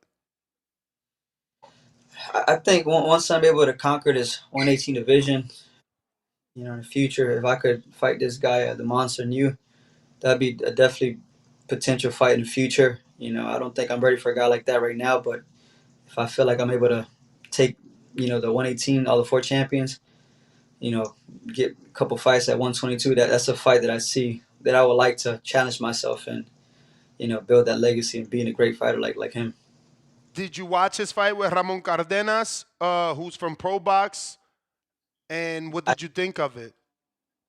Yeah, actually, I sparred Cardenas a couple times, man. He was down here in Orlando. I think this was probably like 2, 3 years ago. Mm. So he surprised me, man. Like I sparred him, and he does have a strong hook. That was probably the only punch that I felt that had power. Uh, every time I would spar him, but I didn't think he was gonna drop him. But it definitely surprised me. He definitely brought a good fight to him, and said this guy knew, man. He was able to just come back and stop the dude, man. He's a strong guy. Bet. We got Alex Vega from Palm Beach, South Florida. When you were fighting Jonathan Rodriguez, the commentators were saying it was Mexico versus Puerto Rico. You being both, how does that make you feel that they label you one when the rivalry is one of the best in the sport? It don't really bother me. Like I said, some people, look at me more Mexican. Some people will look at me Puerto Rican, man. I represent both. I'm happy to be, Latin American, Puerto Rican, Mexico. I represent my people. And like I said, man, whatever you want to see, hey, man, I'm just, a Latin, fighter trying to put on, for my culture. Is your mom in your life, and does she go to your fights and stuff like that? No, yeah, every fight she's there, man. She's, yeah, so she's more, Mexican American because I grew up in Texas. So there's a lot of Mexican Americans out there. I said all her side of the family is all Mexican. All my dad's side of the family, they're all from, the island. So it's definitely different, just two cultures, two different cultures. So that rivalry is definitely there, man, even outside of the boxing. So it's different. So did Box Lab and boxing bring you to Orlando? Because Texas, Orlando, what was, why leave Texas? My father, man, he was, a gangbanger, Mm. just bad lifestyle. And I remember as a kid, I wanted to be like my father, man. I just seen the respect that he had. And he kind of seen that. And he's like, nah, man, I can't let my son be like me. So we moved to Florida. We have family in Florida. And, we got a train when I was 12. That's when I moved to Florida. I was 12 years old and started a new life out here. My father was there every day, man, just building me, putting the right people around me to help grow me. And like I said, I'm here today because of my father, man. If it wasn't for him, I'd probably be in jail or I don't know what I'd be doing with my life. But I definitely would not be in this position if it wasn't for my father. Mm. That's amazing, man. Shout out to your dad, bro. If he doesn't make that change, you probably don't be the man that you are today, man. So shout out to him for picking his son over them streets, man. We got Quest in Virginia. What's up, champ? Blind rank these famous boxing families, the Fury brothers. So again, I'm gonna give you 5 families. There's only 5 positions to put them in. 1 being the best, 5 being the worst. Fury brothers. Here, brothers. Probably say like 4. Tyson Fury and Tommy on number 4. The Vargas brothers. That's the 3 of them, the dynasty. I like them a lot, man. I met them in person. I'd probably put them at 1. Okay. The Davis I'm a Vargas. brothers. That's DB3. The Davis brothers. Keyshawn, Keon, and Kelvin. Man, yo, Keyshawn, yo, that guy's nice, man. That guy right there. He's that guy right. He's on a whole another level, man. I put him skill. I would have put him 1, man, if it wasn't for the Vargas. Like I'm a Vargas too, but I definitely would say 2. The Charlo brothers. Harlow, I think back in the days, man, they're really big. But now, man, I probably put him at number 5.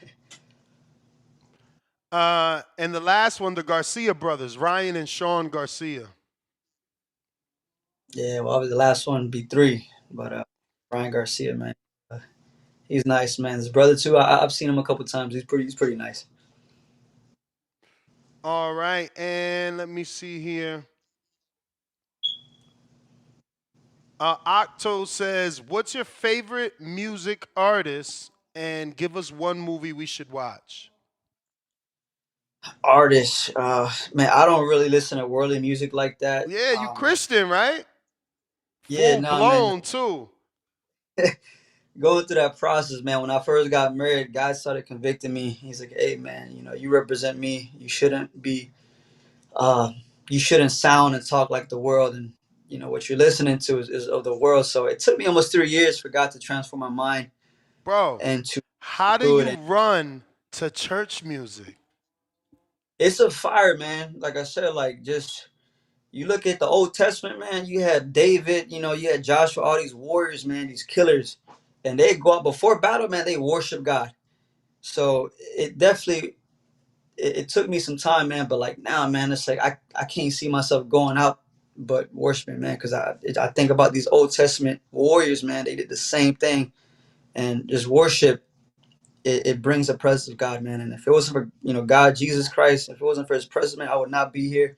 He found me through boxing. He transformed my life, and that's the most grateful thing I'm for forever, man. Like so, the least I could do is honor my God, lift His name up.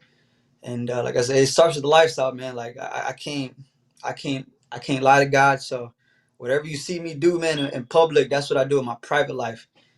And like I said, I walk the walk, man. And I thank God. I'm thankful that God called me and they chose me to do this. So I'm gonna honor Him. I'm gonna lift His name up to the day I die. Amen to that. But I need to know, what are you running to? Man, I just different worship music, man. They got Give a me an station out. artist. You gotta recommend an artist. Man, this woman, man, her name is Kim Walker. Man, she has an anointing, man. Just her voice, just some of the music she makes. It's like, man, like you could just it's just, man, look at Kim Walker, man. She has some music where if you want to get in the presence of God, if you want to worship God, she's a woman to listen to. All right, salute, champ. Let's see what else. Actually, I think that might be the last one. I'm refreshing here. Yeah, that is it. Antonio, man, give out your social media and thank you for the time. Obviously, we appreciate you. Yeah, let everybody know where they can follow you. Yeah, I got Instagram, Facebook, Tony Vargas 777. And like I said, I just want to give a shout out to Boxlight Promotions. Thank you to Rival Boxing for sponsoring me for this next time to fight. So thank you for everybody that's been supporting me, all the fans, all my friends and stuff like that, man. I'm really thankful, and this is just the beginning, man. So I look forward to doing bigger things and giving a bigger audience and giving the fights, man, giving the fans, a good fight. All right, champ, man, I appreciate you. Actually, did you watch the Clarissa Shields movie? Nah, not yet, man. Oh. I've watched it, man, but I seen the highlights and stuff like that, and I definitely got to watch that movie. I'll probably watch it this week. Do you feel that your life is worthy of a biopic? Definitely, man. I remember when I first came down to Florida, man. Short little story. I used to take 2 Lynx buses, man, to get to the gym, man, because I kind of live far from the gym. And I remember, man, the first week, my dad came with me uh, to the bus, man, because I'm a little 12-year-old. I ain't really, Houston, Texas is different from Florida, over here in Kissimmee. And I used to take 2 buses, man, just to get to the gym every single day. It took almost like an hour and a half. And I did that for almost 2 years straight, man. And, it's definitely something different, man. So I got a lot more stories, man, just things that I went through. But if, once I build my legacy more, the same thing Clarissa did, man, that girl right there, man, she's one of the greatest fighters, man. Just the things that she's done in the sport. And if I could do something similar to her, what she's doing in the movie, I definitely would like to do this. Nah, man, appreciate you, champ, and we look forward to you continuing to carve out your legacy. And yeah, man, thank you for joining us. Once you get an official announcement or a date, we'll get you back on to let the world know that you're heading out to Japan.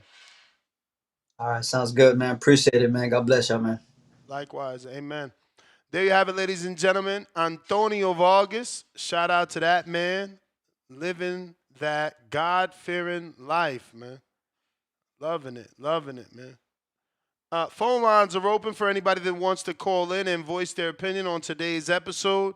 Once again, we're talking Tank Davis vowing heads will roll. We also had 2 Vargases on the show, Antonio, 118-pound champion, and Fernando, part of that dynasty, the Vargas brothers. We got Discord and X Spaces available for those that want to call in. Phone lines are now available for anybody that wants to voice their opinion. If you're watching this on X live streaming video, go ahead and give me a retweet, repost. I need that sharing of the episode in order for the entire show to grow, for more people to know that we talk boxing twice a day, 5 days a week. And we definitely do shows on Saturdays and Sundays. You know, I don't say twice because sometimes it could be 3. You know what I mean? So I'm putting the live link now for you to join us on Discord or X Spaces in YouTube.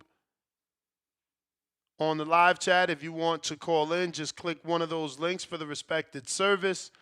If not, we're back at it tomorrow morning, 6 a.m. And don't forget, we're doing the PS5 raffle. You only way to enter, you must be a YouTube member. $25 gets you a virtual raffle ticket.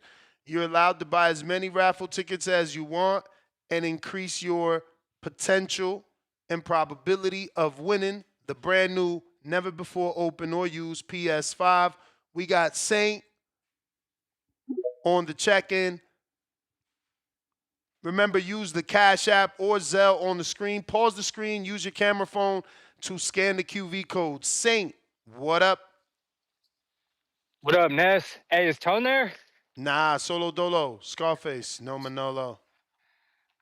For sure, for sure. Hey, man, can there be more than one Border Wars Anthem? Absolutely, bro. You got to submit yours, man. Let's see what you got. Yeah, so I called last Wednesday. I asked for a couple weeks, man, but I seen the community doing their thing, so I sacrificed the long weekend. I got to work, man. I just shot a cover art today, and I mastered it, so I'll send it right now. You want it through Instagram? I had messaged you last Wednesday, but whatever's easier. It's on the Google Drive because it's the wave. You can send it on Insta. Send it to the Boxing Voice. Let's play that right now, champ. Yeah, all right, I'll get it through. All I was gonna say, man, I didn't use like no ad libs. Like I was telling you, I'm a producer too, so there's no samples. I just wanted to, I mean, if I can distribute it tonight, that way it's on all streaming platforms and whoever needs to listen to it. If it's cool though, but I mean, you and the community could judge it right now. I'll send it through right now, and yeah, man, if it's cool, like once it goes live too, if y'all rocking with it, if I just tag the Boxing Voice, everyone, that'd be dope. But I'll send it through right now. Let's do it. All right, light. All right, champ, you the man.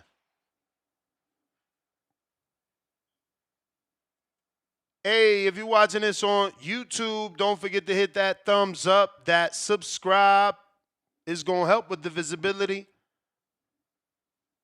It's going to help us get more listeners. They could turn into callers, which means the show goes longer. Right now is the time to call in. We got H-Town on the check-in. What up? What up, Ness? Can you hear me? Yes, sir. H-Town, baby. Hey, man, this guy Tank's a clown, man. I mean, I used to be a Tank fan, but I mean, this guy, he's just a clown. He's 30 years old now. He's still talking about, I got the list. He's had the list for like 5 years now. Oh, I mean, he knows he can't age these guys out, right? Because he's older than them, right? I mean, I hope he knows it, right? I mean, what the hell is he waiting for? First, it's Floyd. Floyd was holding me back. Then it was like, oh, these guys don't bring nothing to the table. Now he still got a list.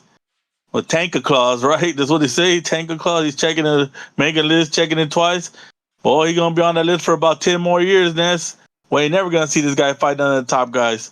Hey, we're gonna have the third generation of stars coming up. He probably gonna fight Abdullah Mason and them. That's the third generation of stars going through his weight class, and he still has to fight on them. Probably get Abdullah, or maybe he'll fight JT's or Mike's kids when they get there. That's maybe probably wait on. He'd probably wait on the 10 and 12-year-olds to get up there. You know, because this guy been waiting for years, man. He might have gonna be 50-year-old and waiting to fight the stars, man. It's just ridiculous at this point. I don't even know why we pay attention to this guy. Just he needs to get out of box. He needs to retire. He don't want to fight the top guys. It's that simple, man. I don't even know how he still has a fan base. It's just crazy, man. You can't talk about Devin. You can't talk about Teal. You can't talk about Ryan. You can't talk about Shakur. Man, Tank fans can't talk about nobody because Tank ain't doing crap, man. Shit, at this point, man, what's he gonna do? Floyd Schofield Jr.? Is that he's waiting on him? Man, Jesus Christ, man. I'm out, this. All right. Hey, Jerry, why don't you get lost, man? You too sensitive, bro. You obviously not a real man's man. I'm the only dumb fuck paying TVB to play music. Hashtag nasty work. My bro, did you pay to play your first time dropping Warzone? Oh, the answer to that is no. Did Mozzy pay the first time he dropped his song? The answer to that is no. Get the fuck out your feelings, you little girl. If you want us to treat you like Jerryana, we'll call you Jerryana. Female ass nigga, man. Fucking crybaby. What up? Drop that shit and stop fucking ducking. Stop fucking ducking Mozzy. Looking for sympathy. Already crying, trying to get fans because they treating Jerry bad. They making Jerry pay. No, you pay because don't nobody else pay to hear your shit. Motherfuckers pay to hear Mozzy shit and everybody else who be cooking. You the only one got to pay because you the only one want to hear your shit. Motherfuckers pay to hear Tone shit. Motherfuckers pay to hear Clarissa shit. You paying to hear your own shit because only you want to hear it. Step your fucking game up. What up, Alex? Can you hear me? Yeah. Ain't no sympathy over Yeah, here. I don't want. All right, man. I'm with you, bro. I don't want to hear that shit. Go cry to your fucking woman, bro. That's the kind of shit that she probably want to hear. You express your feelings. But on to the topic. So, if I'm understanding, Tank's basically saying that after this rematch, he wants to take a little break and then allegedly get back to his little list. Yeah, man. That Heads will roll, man. More heads on the wall. I mean, we've seen him basically decapitate people, but I mean, at the end of the day, right? I mean, he's, I think, approaching 30, at 30. We want to see him fight the best of the best. He's been fighting decent guys. He's been, giving us good events. We just want to see him tested, bro. We seen him. It was an unexpected test last time, and I think most people, we want to see Tank be Tank again. What does that mean? We want to see knockouts because that's what's basically he's made his name on. Can Lamont Roach be knocked out? I guess we're gonna find out when they do rematch in August. I'm expecting Tank to be a lot better, and I'm not gonna predict a knockout, but I mean if it comes, I think it definitely should be celebrated because how the first fight went. You know, if you want to say Lamont is that good, if you want to say he wasn't focused, I think if he does get the knockout, it should be praised. But yeah, we definitely. I mean, to me, Shakur's the guy. That's the dude I think that's been calling his name out. And I think he's known on these social media platforms. He talks a lot. He's the guy that people love to hate. You know, we talk about how people want Devin Haney to be this villain, or he's taking on the villain role. I think Shakur, the way that he comes off, the way that I think his fighting style and the way he talks, because he doesn't fight an aggressive style, but he does talk some shit that people don't like it because they think words should be matching the way you fight, which that's just not how life goes, especially within the boxing game. But yeah, I think Shakur's the dude. I think Shakur is the best guy in the list, the highest skills, and I think he's really gonna want to that'll test Tank the most. Yo, really good interviews, bro. I see why you fuck with the Vargases, man. Each one of them has always got really good energy. They keep it, you know what I'm saying? They keep it real. They're themselves. You know, it's like no act, Yeah, like they said, yo, I got nice jewelry. That don't mean you can't fuck with me. That don't mean like I'm not one of y'all. Like that was a really nice answer he gave about being a junior too. And Antonio, bro, I really thought he was gonna be like this super Christian dude, which I mean he did speak on it, but he's just another down to earth guy. Shout out to him becoming world champion, and also for him expressing like, "Hey, this isn't the way that I wanted to get it, but hey, this is what it is, and we're gonna move forward." And he's making it seem like he wants to fight whoever he has to in his division. And yeah, he's basically gonna be a Japanese fighter. But yo, shout out to the WBA for linking him to Linares, because like you said, Linares has been out there, he's been champion. So I think that's gonna be key, man, for him to be linked to someone that's had success over there for a long time, and for him, also be to speak. He can speak English, speak Spanish, speak Japanese, whatever he needs. Linares is gonna be that guy. So yeah, man, good show, great interviews, and man, that's basically all I got, man. Appreciate the content, bro. Appreciate you. Appreciate you. If you guys want to recommend any future interviews, make sure you hit me up on DM. And if you're recommending an interview, make sure you're a member. If you ain't a member, don't ask me to interview your friend or your favorite fighter. That's not how it works around here. Juno? Okay, Juno. Shout out to my man Saint getting the same treatment that Jerry got, even though Jerry's acting like he didn't get it. This is his cover art for the Border Wars song. And he would be the first one making an anthem for Border Wars, right? I think Stainless might have made one. But let's see what we got here. Let's see what we got here.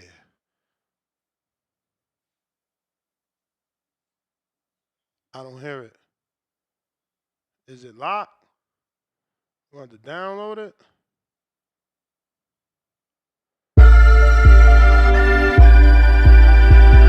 They looking at me in amazement. Hand raised high, blood on my waist. I'm strapped up, there's blood on my face. They quit in the corner, ain't have what it takes. They calling me out, I couldn't ignore it. The crowd going wild, and I give them a smile. At Border Wars, at Border Wars, at Border Wars. We don't do ducking, we settle the score. Fight of the night at Border Wars. Get a knockout at Border Wars, leaving no doubt at Border Wars. Now we don't do running, we settle the score. Fight of the night at Border Wars. I'm showing off and hitting the shuffle. 8-ounce gloves, know we could tussle. Stacking KOs, they come in abundance. Throwing the towel, we don't need judges. Lace them up and they get to running. Cut off that ring like it's nothing. Pin the high guard, then go to the body. He took a knee, the legs looking wobbly. Look at the clock, boy you in trouble. Scoring knockdowns, I got me a double. Wanna continue, I'm getting a stoppage. I'm in that ring, so it's Molly whopping. Waving, yeah, the 10-count scores. Dad my coach, we did it for sure. The boxing voice, call for more. We fighting at Border Wars. They looking at me in amazement. Hand raised high, blood on my waist. I'm strapped up, there's blood on my face. They quit in the corner, ain't have what it takes. They calling me out, I couldn't ignore it. The crowd going wild, and I give them a smile. At Border Wars, at Border Wars, at Border Wars. We don't do ducking, we settle the score. Fight of the night at Border Wars. Get a knockout at Border Wars, leaving no doubt at Border Wars. Now we don't do running, we settle the score. Fight of the night at Border Wars. Yeah, we at Border Wars, yeah. We at Border Wars, yeah. We at Border Wars, yeah. We at Border Wars.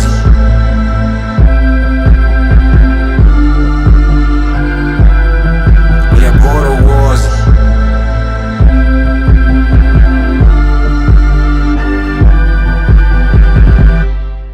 I actually like the beat. Some of them lyrics I was feeling, I'm going to have to do a double take. You feel me? Hear it one more time. Kind of like the Mozzy one. When the Mozzy first dropped, that first play, I didn't hear everything. He said that ain't a Border Wars beat. Yeah, it might be a little too smooth, a little Drakey. Damn, somebody said I can't get jiggy with this. What was that skit from? I can't get jiggy with this. But yeah, man, I don't know. We probably need to listen to it a second time around. First spin is always free. That's how it goes down. We introduce it to the community. This is what Jerry don't want to tell you, you know what I'm saying? People are like, oh, you went in on Jerry. No, don't make me seem like some money-hungry dude that's only taking advantage of the older people in the community. Like, nah, that ain't what Ness do. You feel me? Everybody get to debut they shit. The community votes whether it's good or bad. And then the community be like, yo, run that Mozzy shit back and drop that 5. Or my man, Mr. Perfect, be like, yo, Guo Pack. or then somebody in the community be like, Haney Pack, or fucking, Tone going at Jay Swift, et cetera, et cetera. Like, don't make it seem like I'm specifically making you pay, painting me out to be a bad guy, because I can show you a bad guy. You feel me? But nah, I feel it. I mean, I definitely need to hear it again. The beat, the production is there. You could tell he a producer. The production is there. That's a clean beat. It's a clean beat. But phone lines are open if you want to call in. Okay, see, I ain't say that. He paid for that. DJ Double said run it back. Ain't he a DJ? Hey, Mr. DJ. Let's see. Let's put it on the board and hopefully it don't fuck up, man.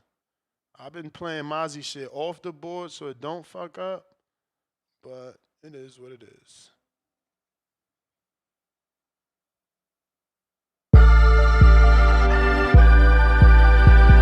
They looking at me in amazement. Hand raised high, blood on my waist. I'm strapped up, there's blood on my face. They quit in the corner, ain't have what it takes. They calling me out. I couldn't ignore. Hey yo, could we is that a shot or is that just happen to be a ball? Like he said they quit in the corner, they couldn't take it. Is that a ball or is that a shot? Strapped up, there's blood on my face. They quit in the corner, ain't have what it takes. They quit in the corner, ain't have what it takes. Is that a shot or is that a ball? They looking at me in amazement. Hand raised high, blood on my waist. I'm strapped up, there's blood on my face. They quit in the corner, ain't have what it takes. They calling me out. Okay, see my boy be pausing. Couldn't ignore it. The crowd go. What? Starting from the beginning.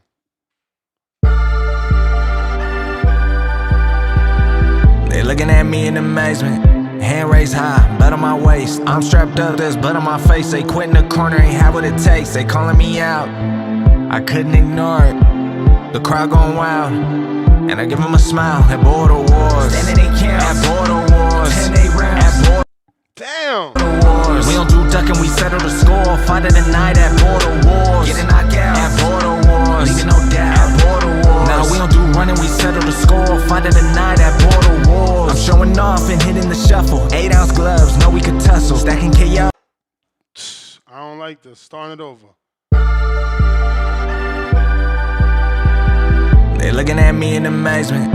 Hand raised high, blood on my waist. I'm strapped up, there's blood on my face. They quit in the corner, ain't have what it takes. They calling me out. I couldn't ignore it.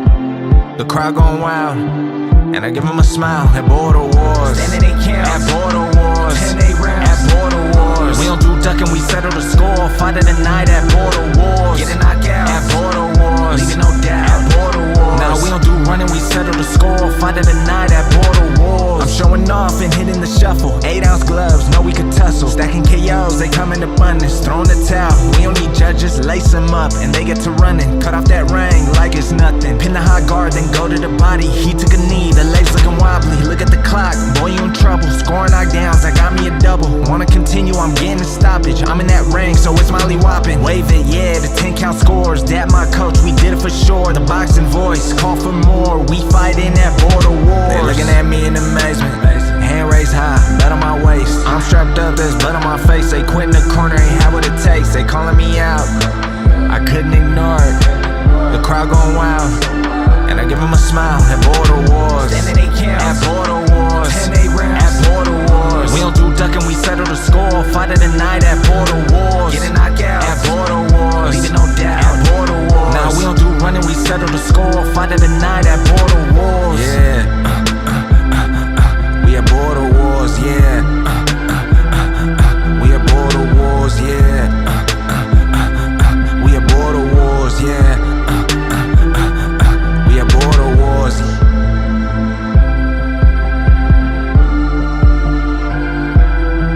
We at Border Wars.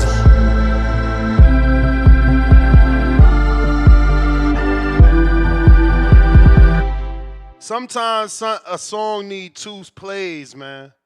See, I felt it more on the second time, and I see the comments everybody else did as well. Phone lines are open. We gonna get back to boxing.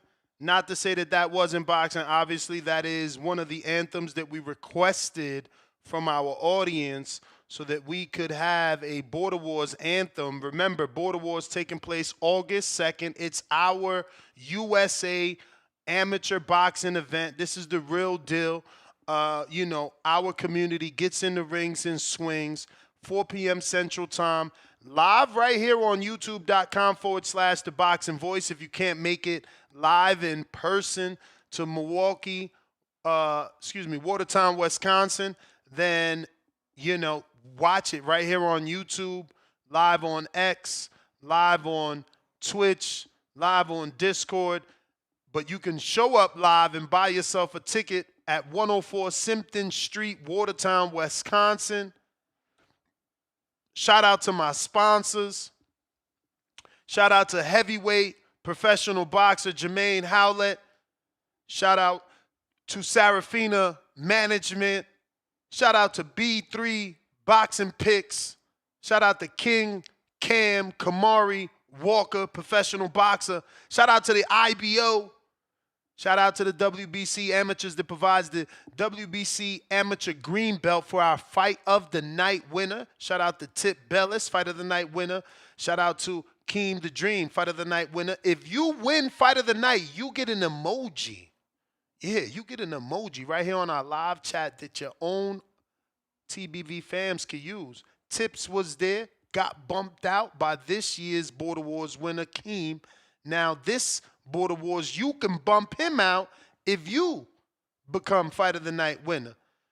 So shout out to Coach Malachi right here on YouTube. Make sure you check out True Media Podcast. Salute to the coach for believing in Border Wars.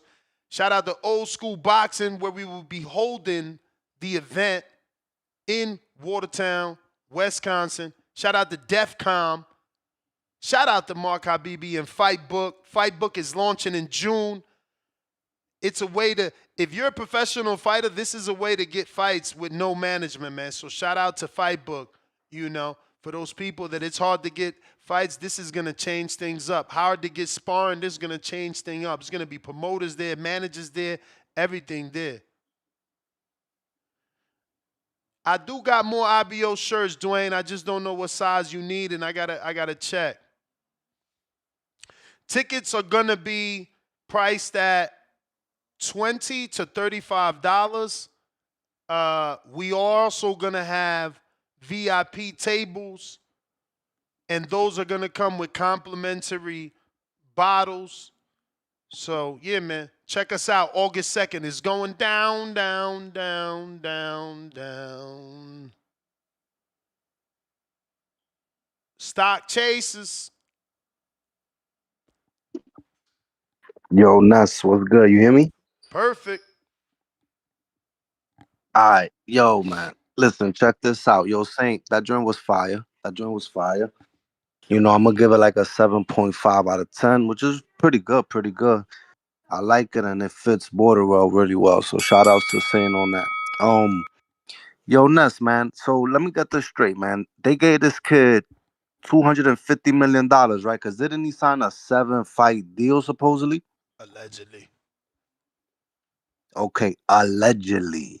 So now this man, he thinks this guy's slick, man. So he's gonna fight Frank Martin, and he's gonna waste 3 fights on Frank Martin, 2 on Roach, and now he's gonna disappear. That's crazy, bro.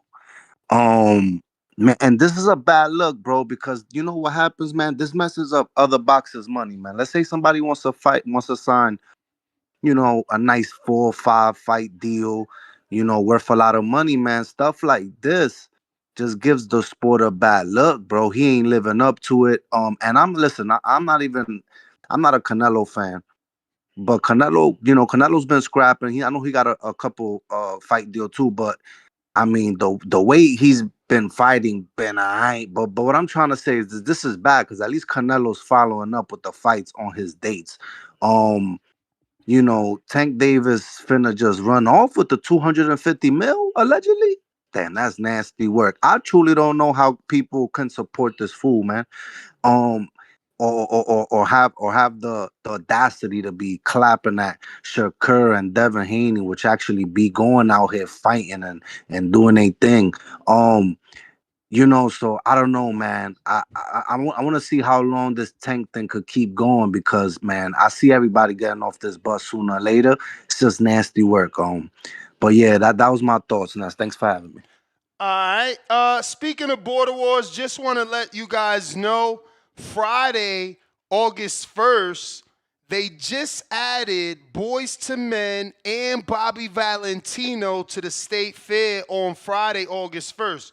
Something that, you guys could do if you get in early. Saturday, they're going to be having Neo after the fight. So, people like, yo, there's nothing to do in Milwaukee. Nah, you sadly mistaken, man. We about to have some of the R&B greats come out to Milwaukee Friday and Saturday. I'm definitely going on Friday.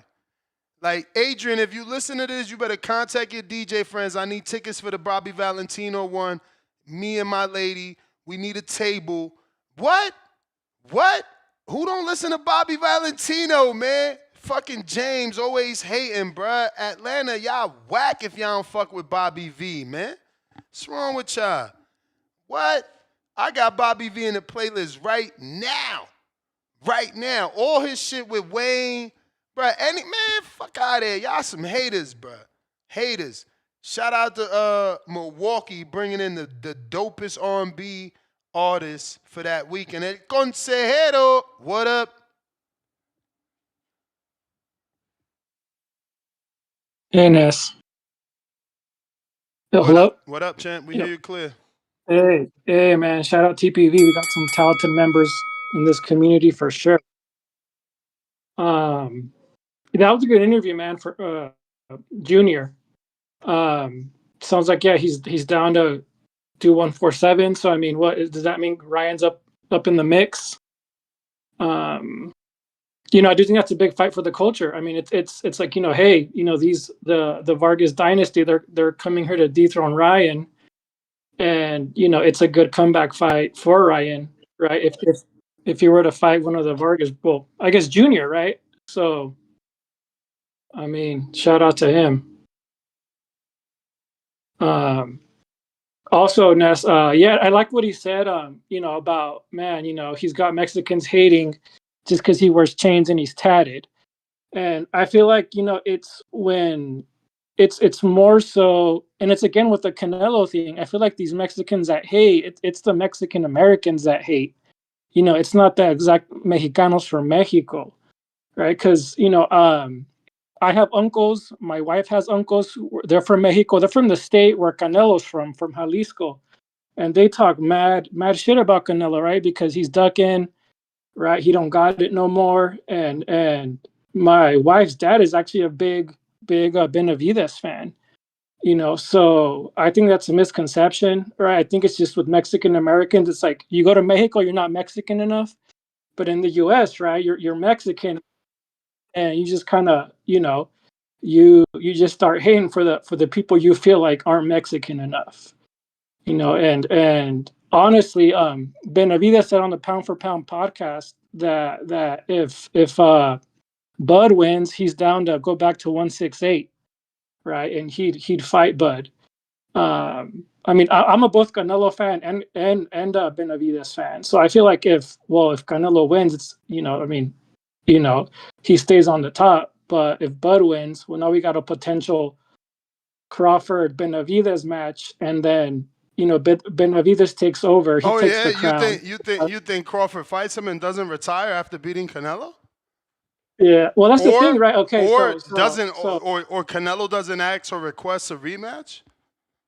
Yeah, well, that's the thing. I mean, I think regardless, right? So, Bud wins, he retires. I mean, Benavides is up, and I think he'll actually get a lot of support from the Mexicanos in Mexico. I think everyone's going to be surprised by that. And of course, right, the Mexican Americans are going to jump. They're going to jump on the wagon, right, and they're going to start supporting Benavides. So. I mean, I think this fight's a big win for Benavides, whoever wins, right? So that's my call, Ness. Hey, man, thank you. Thank you, champ. Thank you for always dropping a question as well and taking advantage of your membership. We appreciate that. It helps with the interview just so the fighters know, they got the world listening, man. Yeah, I'm with everybody in the chat that's feeling that Bobby V is going to be there. I seen nothing but positive responses about Bobby V. That's what I'm saying. Like, he got classics that's about to have shit going crazy Friday, bro. Like, they sleeping, man. Trilosophy, what up?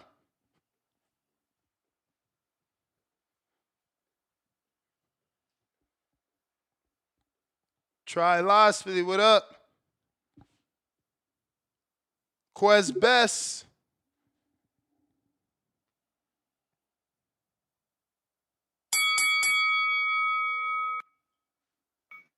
Yo, you hear me? You know it. Yeah, some good interviews, Ness. You already know you rocking out with the interviews. Oh, fire. And everybody hating on my questions, man. Man, fuck you, man. I'm gonna keep dropping them. Everybody saying it's dumb or whatever, man. I'm gonna keep dropping them. So they gonna keep probably getting dumber and dumber. You feel me? But yeah, man. Nah, you got days for that, bro. You could do movies, songs, like that. One question opens you up to anything. Yeah, exactly. It's They a hating you question. creative, bro. You could do hamburgers like, yo, you prefer the Big Mac, the Whopper, the whatever. You know what I'm Hey, saying? man.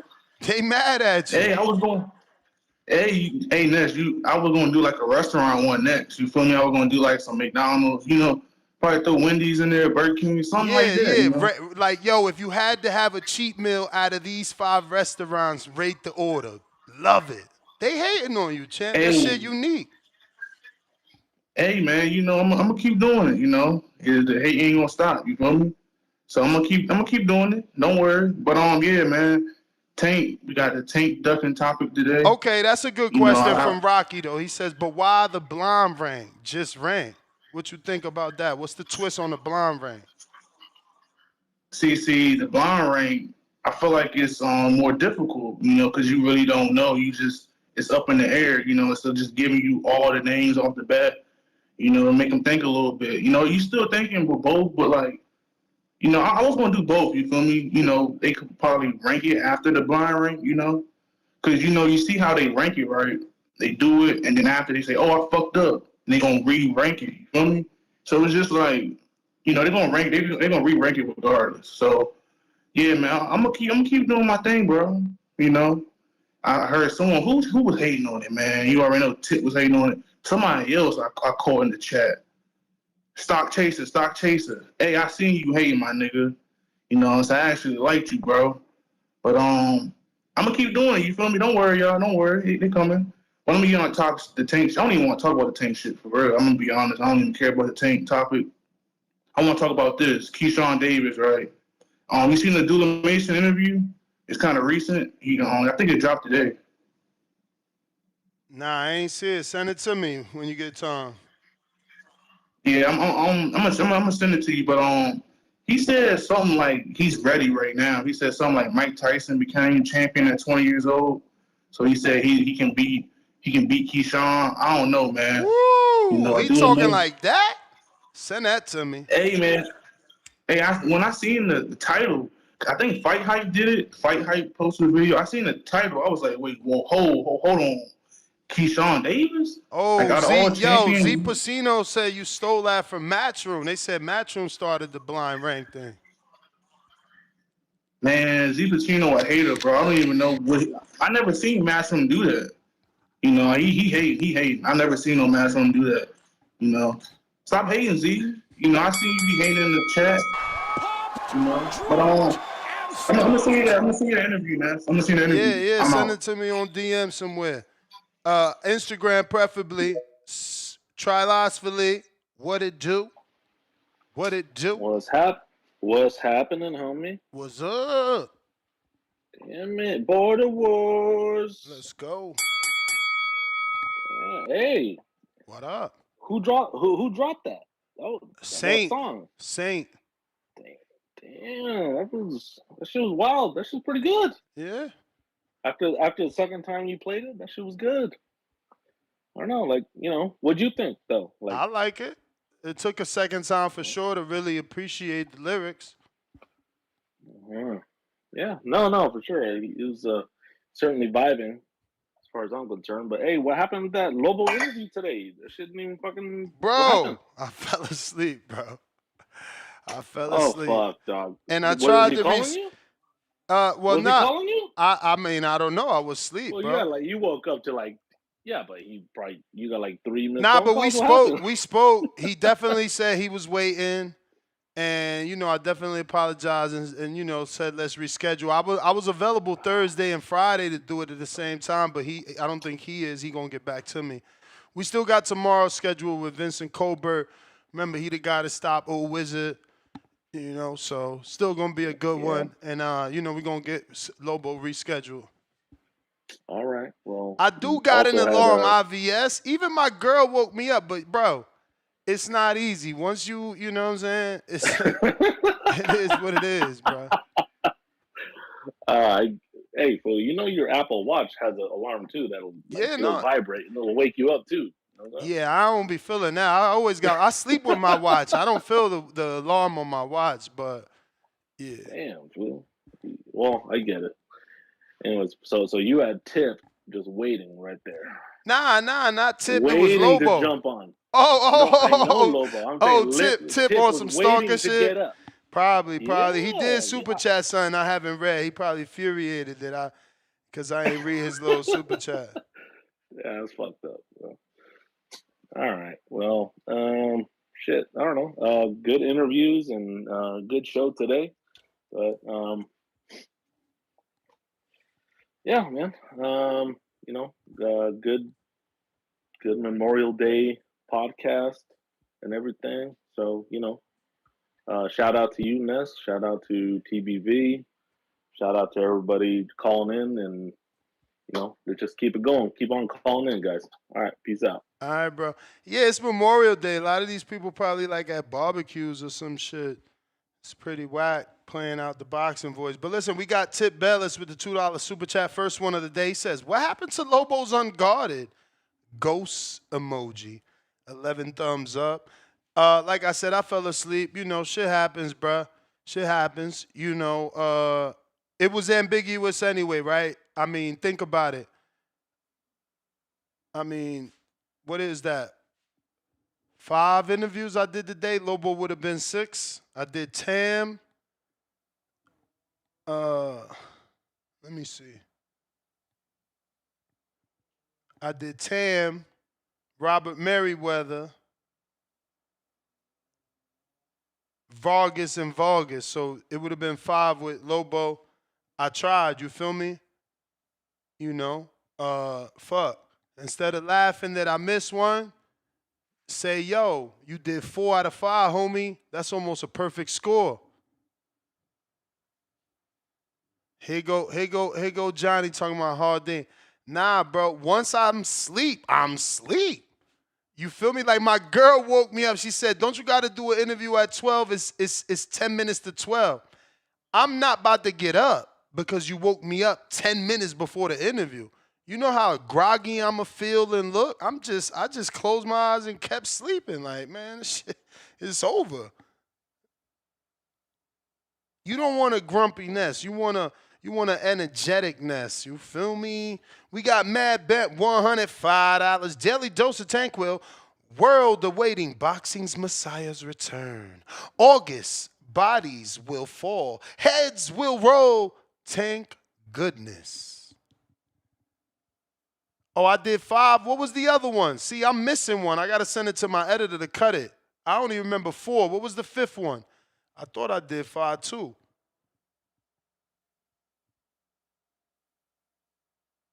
Jerry, $2. You want war? Let's go. War. 6'4", southpaw with a glass jaw. Oh, shit. I don't know who he talking about because I ain't southpaw. I guess he made me a southpaw to make his little whack-ass bar rhyme. See, Mozzy don't lie in his rhymes, fam. Mozzy don't lie in his rhymes. You got a lot of rhyme. That's nasty. nasty. $2. Pistol Parkway Mozzy. Good work, Saint. Salute emoji. Damn, what that mean? What that mean, Mozzy? You just scrapped yours? You just scrapped yours? You going back to the lizard? Like, hold up. I gotta come harder now. I like that. Mr. Quick, $5. Ness, I need that OG boxing voice radio joint. Not the edited, the OG. I mean, I'm assuming by OG you mean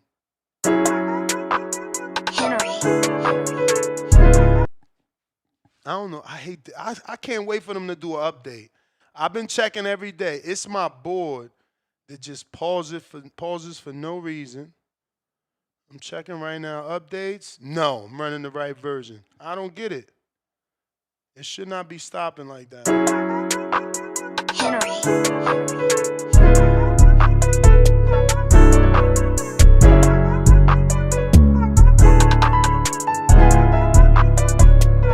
Boxing Voice Radio, #1 podcast. Enjoy the show. It's a great day to talk boxing. Ness on the mic, super chat to call in. It's the Boxing Voice Radio, #1 podcast. Enjoy the show. Like, subscribe. Join the Patreon today.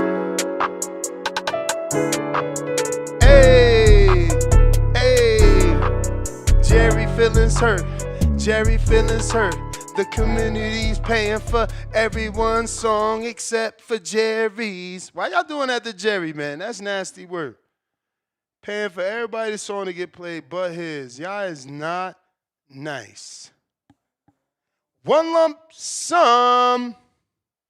$5. Thanks for the show, big guy. Hope you are having a good day out there. Never give up on yourself. Always keep punching. Gotta be active. Let's go, champ. You the man. You the man. You the man. Last call for alcohol. Last call for alcohol. We got a counterpunch. Trilosophy. I just got your counter.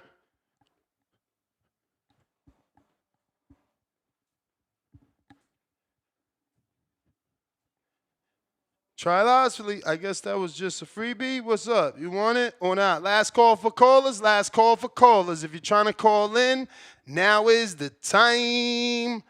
Now is the time. If you're watching this on X Live streaming video, I need that retweet, repost. If you on Twitch, I need that shit. We trying to grow, man. Can I get some growth? I ain't got 1 million subscribers because y'all ain't share my shit. Bottom line. Hey, yo, well, I sent that for Tip, but he's probably not even around, right?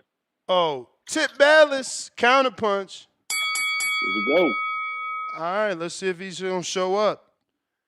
Tip Ballas, come out the woodworks. Tip Ballas, you was in the chat. Where you at? Salute Curtis Robinson, 702 in the house. What up, Dwayne? What up? I see ya. Okay, we got the pawn.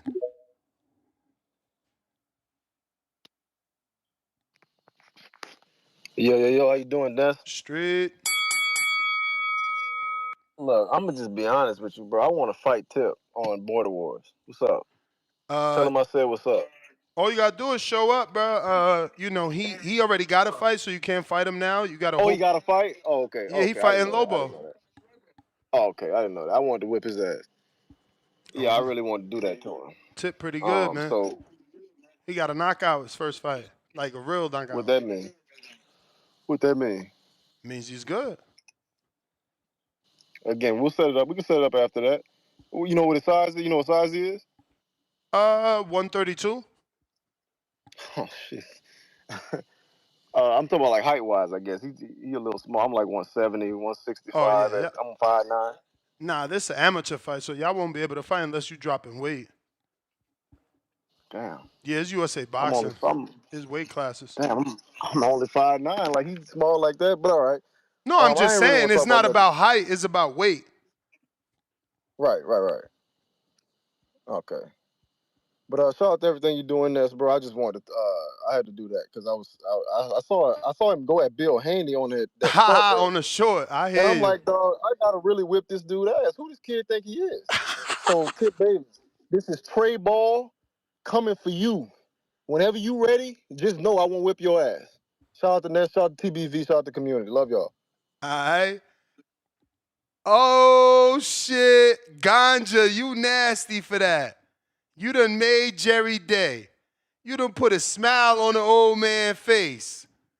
You done put a smile on that old man's face. Shout out to Ganja. You about to fuck around and find out. Hey, yo, remember, this isn't Ness trying to be a DJ. This is the community paying for community members' music here. This one is called Warzone by Jerry Soriano. And they be like, and my man be like, I gotta hear it. man, why you doing this to CYP? You ain't shit. CYP, you see who it No, is? It's not me. It's him. It's not me. It's him. We are under attack. I repeat, we are under attack.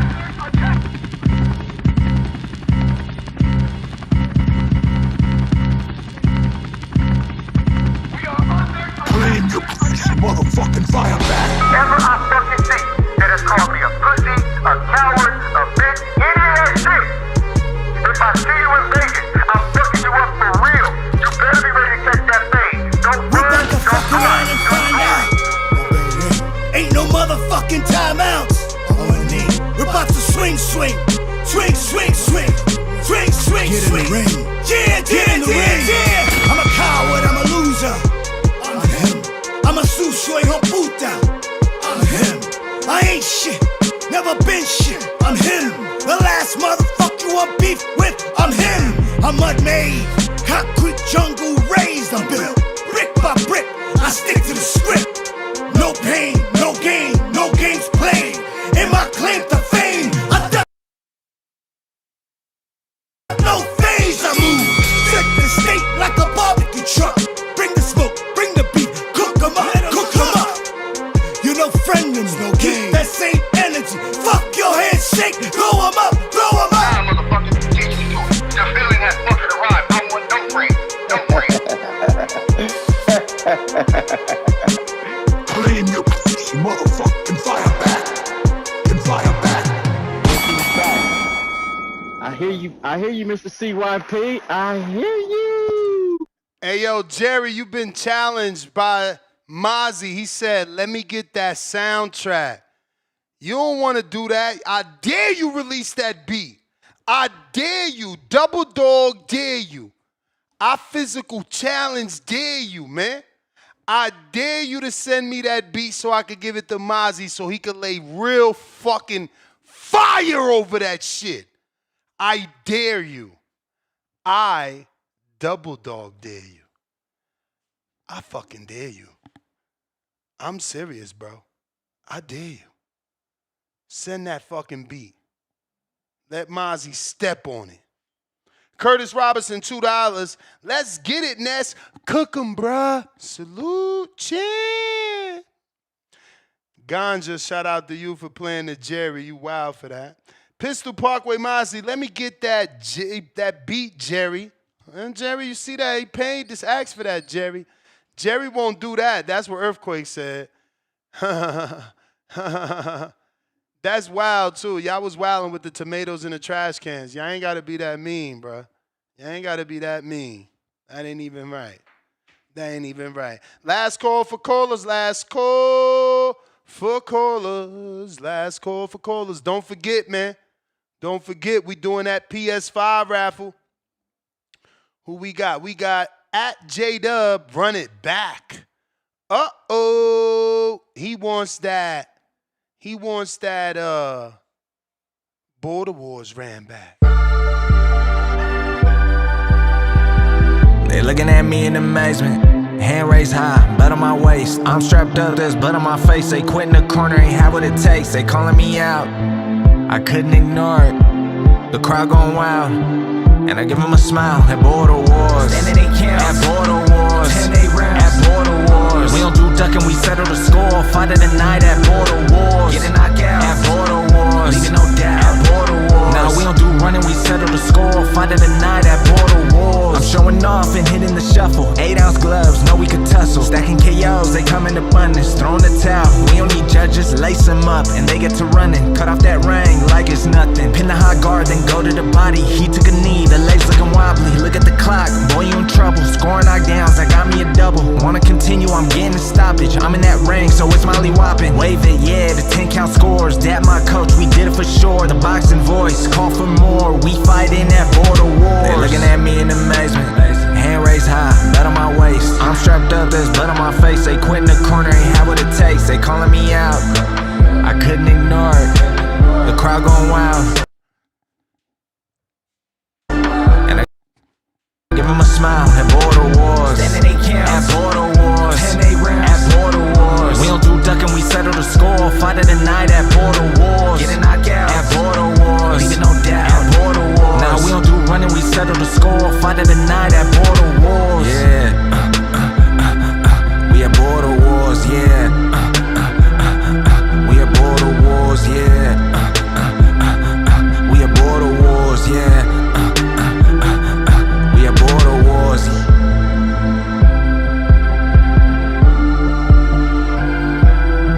We at border wars.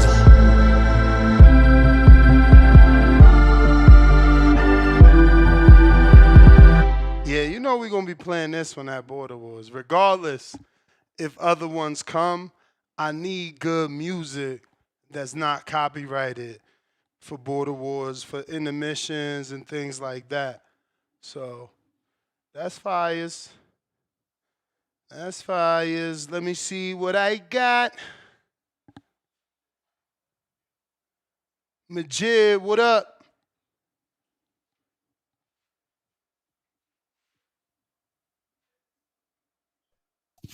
What up, Ness? What up? What up? Everybody need to like the video.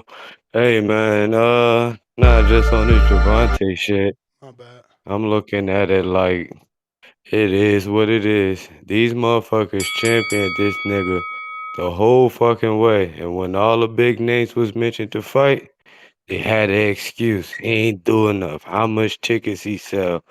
And blah, blah, blah. So if that nigga gonna leave, be gone. So, you know what I'm saying? Maybe, you know, the fucking Call of Duty brothers stop with they shit and we could get another undisputed at 35. But that whole 35 shit need to be wiped and fucking cleaned with new faces, because the current faces, they ain't gonna do what's necessary to make history. They only doing what's necessary to make money. So the way I feel, if they saying nah to a fight, fuck him. So if he want to fight this Lamont Roach, imagine if that nigga motherfucking lose or it's another draw and it look bad, and then you gonna go out on your little whatever the fuck you want to call it. You know what I'm saying? So I guess shout out to him, you know, his fans. I hope y'all like what the fuck y'all got. And it's crazy that that nigga gonna retire and never go undisputed and held those belts for I don't even know how many years. But shit, that's all I got. I appreciate you. Yo, y'all gotta stop the madness, man. For real, y'all gotta stop this madness, man. I see what y'all doing. Rell, what up?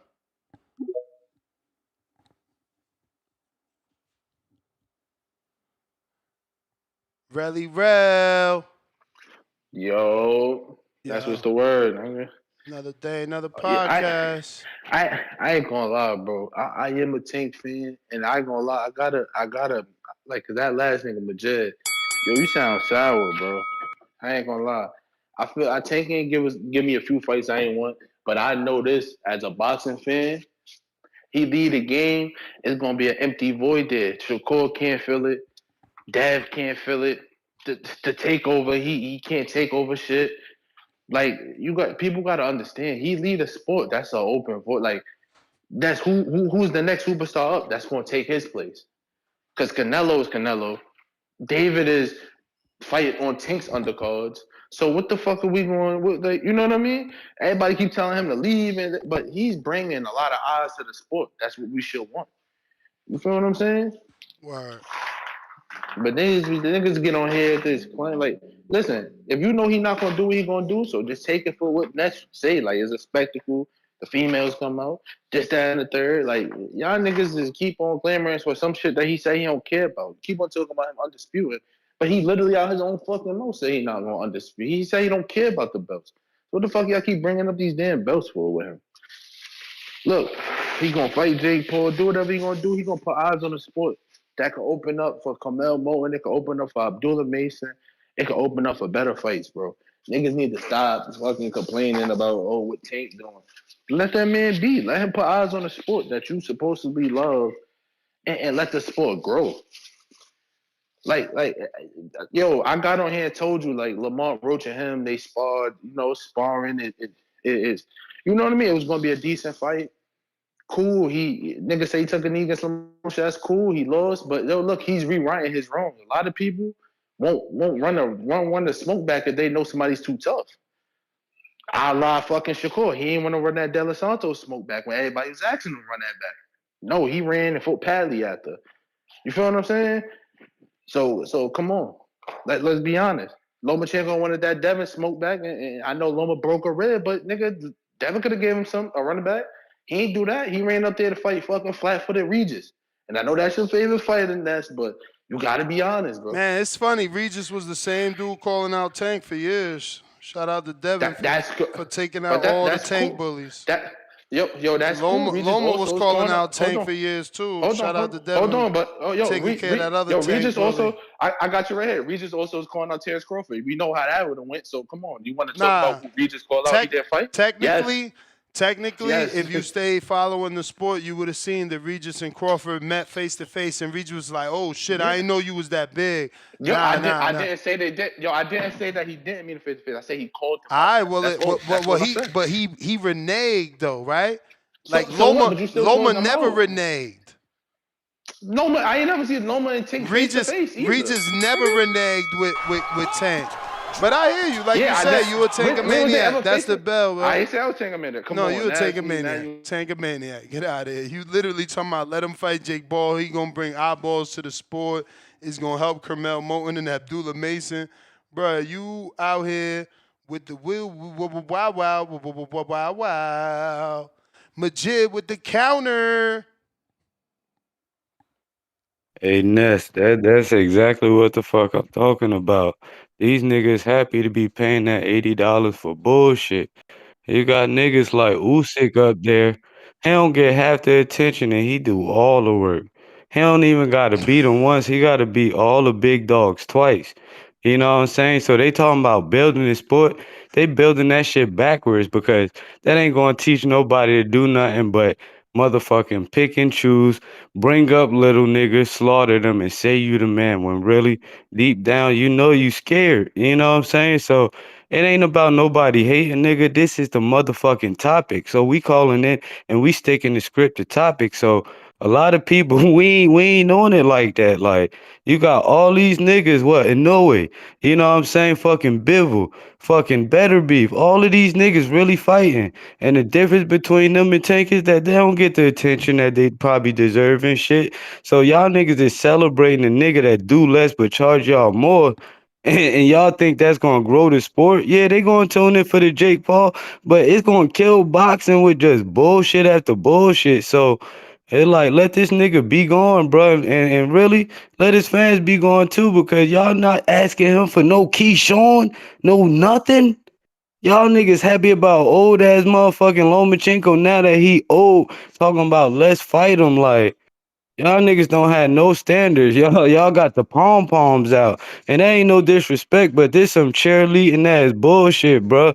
Y'all niggas don't love boxing. Just say that y'all fans of a nigga and not the motherfucking sport. Cause the niggas that fuck with the sport, we ain't fucking with that moves. And like I said, fuck Shakur too. And fuck Keyshawn Davis too. Because if these niggas talking about they best friends, they won't fight, they killing the sport. Cause we just had David, what the fuck his name is? Them niggas in UK. They just, he motherfucking knocked his friend out cold for way less of cash and shit.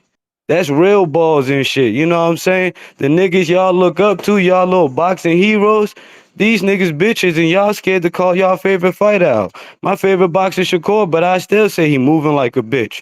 But shout out to that. You know what I'm saying? And shout out to your show, Ness. These niggas sad, bro.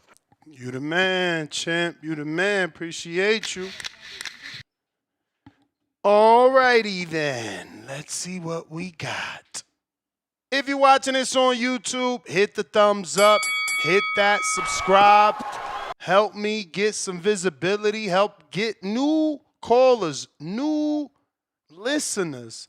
You know, right now we at 240,979. So we need about 21 more subscribers to get to that next goal of 241,000.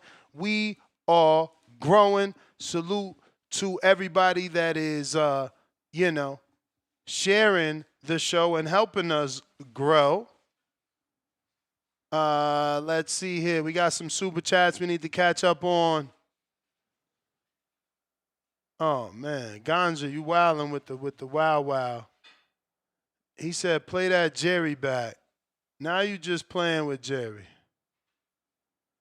Now you trying to give Jerry a heart attack from being too elated, man. And they be like, and my man be like, I gotta hear it. Man, why you doing this to CYP? You ain't shit. CYP, you see who it is? No, It's not me. It's him. It's not me. It's him. We are under attack. I repeat, we are under attack.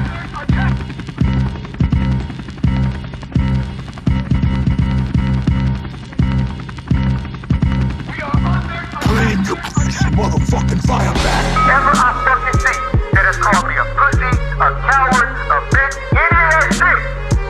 If I see you in Vegas, I'm fucking you up for real. You better be ready to catch that thing. Don't run, don't run, don't run.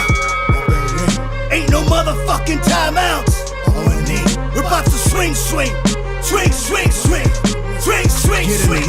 Get in the ring. Yeah. I'm a coward, I'm a loser. I'm him. I'm a sushi hijo puta. I'm him. I ain't shit, never been shit. I'm him. The last motherfucker you want beef with. I'm him. I'm mud made, concrete jungle raised. I'm built brick by brick. I stick to the script. No pain, no gain, no games played.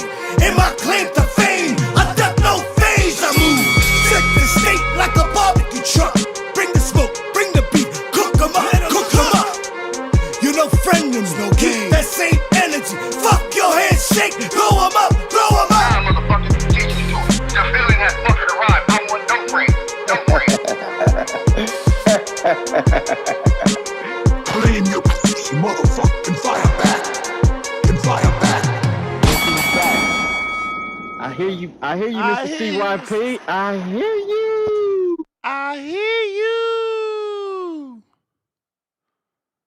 What up?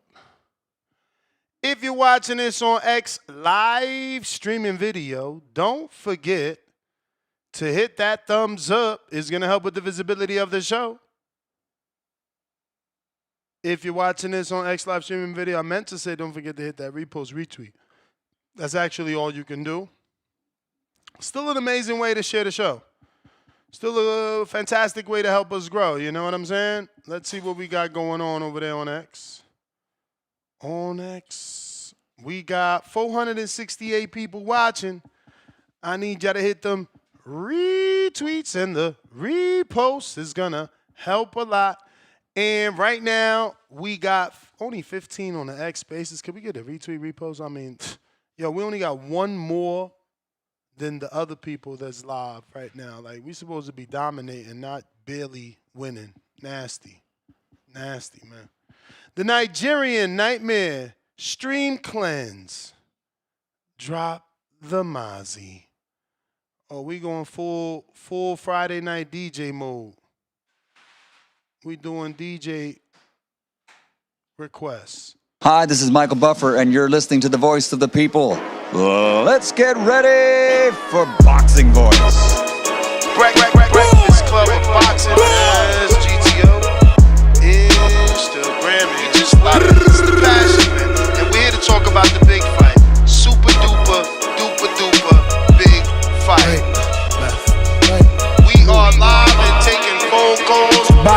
Voice. Hey yo, Ness, roll up the Hardin. I just landed at Reed, I'm trying party. Roll up. Shout out to I mean. We rollin' permanent marker. Be careful, this jabber stain you like a permanent marker. Size them up, then back them down. Van the Holyfield posture. All these other shows frauds. We the real, they imposters. We got like 2 phones lit. I'm on my 2-tone ish. Ness drop the line up. We got Bill Haney on the list. Whether it's X or Discord, hit the line. The floor is yours. You ain't feeling my opinion? We can meet at Border Wars. Throw you straight and I'ma slip. Throw my straight, you know it's lit. I take this rollie off my wrist and throw some gloves on this. I throw some gloves on this and turn the money made. Hit the subscribe button, it's free and you can join the day. And hit that champ level.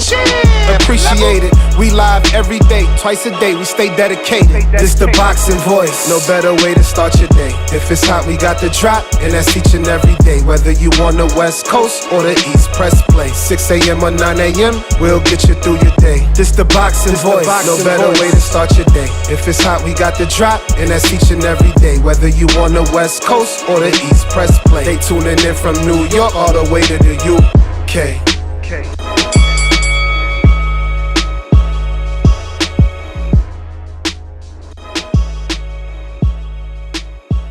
This is just too easy. It's like taking candy from a baby.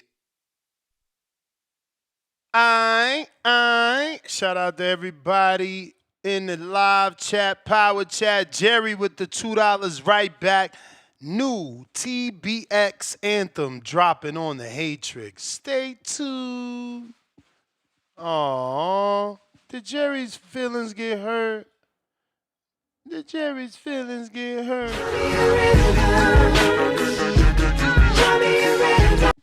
Damn, Jerry, stop with the crying, man. If you cry, what in the world are the babies gonna do? Lord have mercy. Do we got a baby soundbite for this man?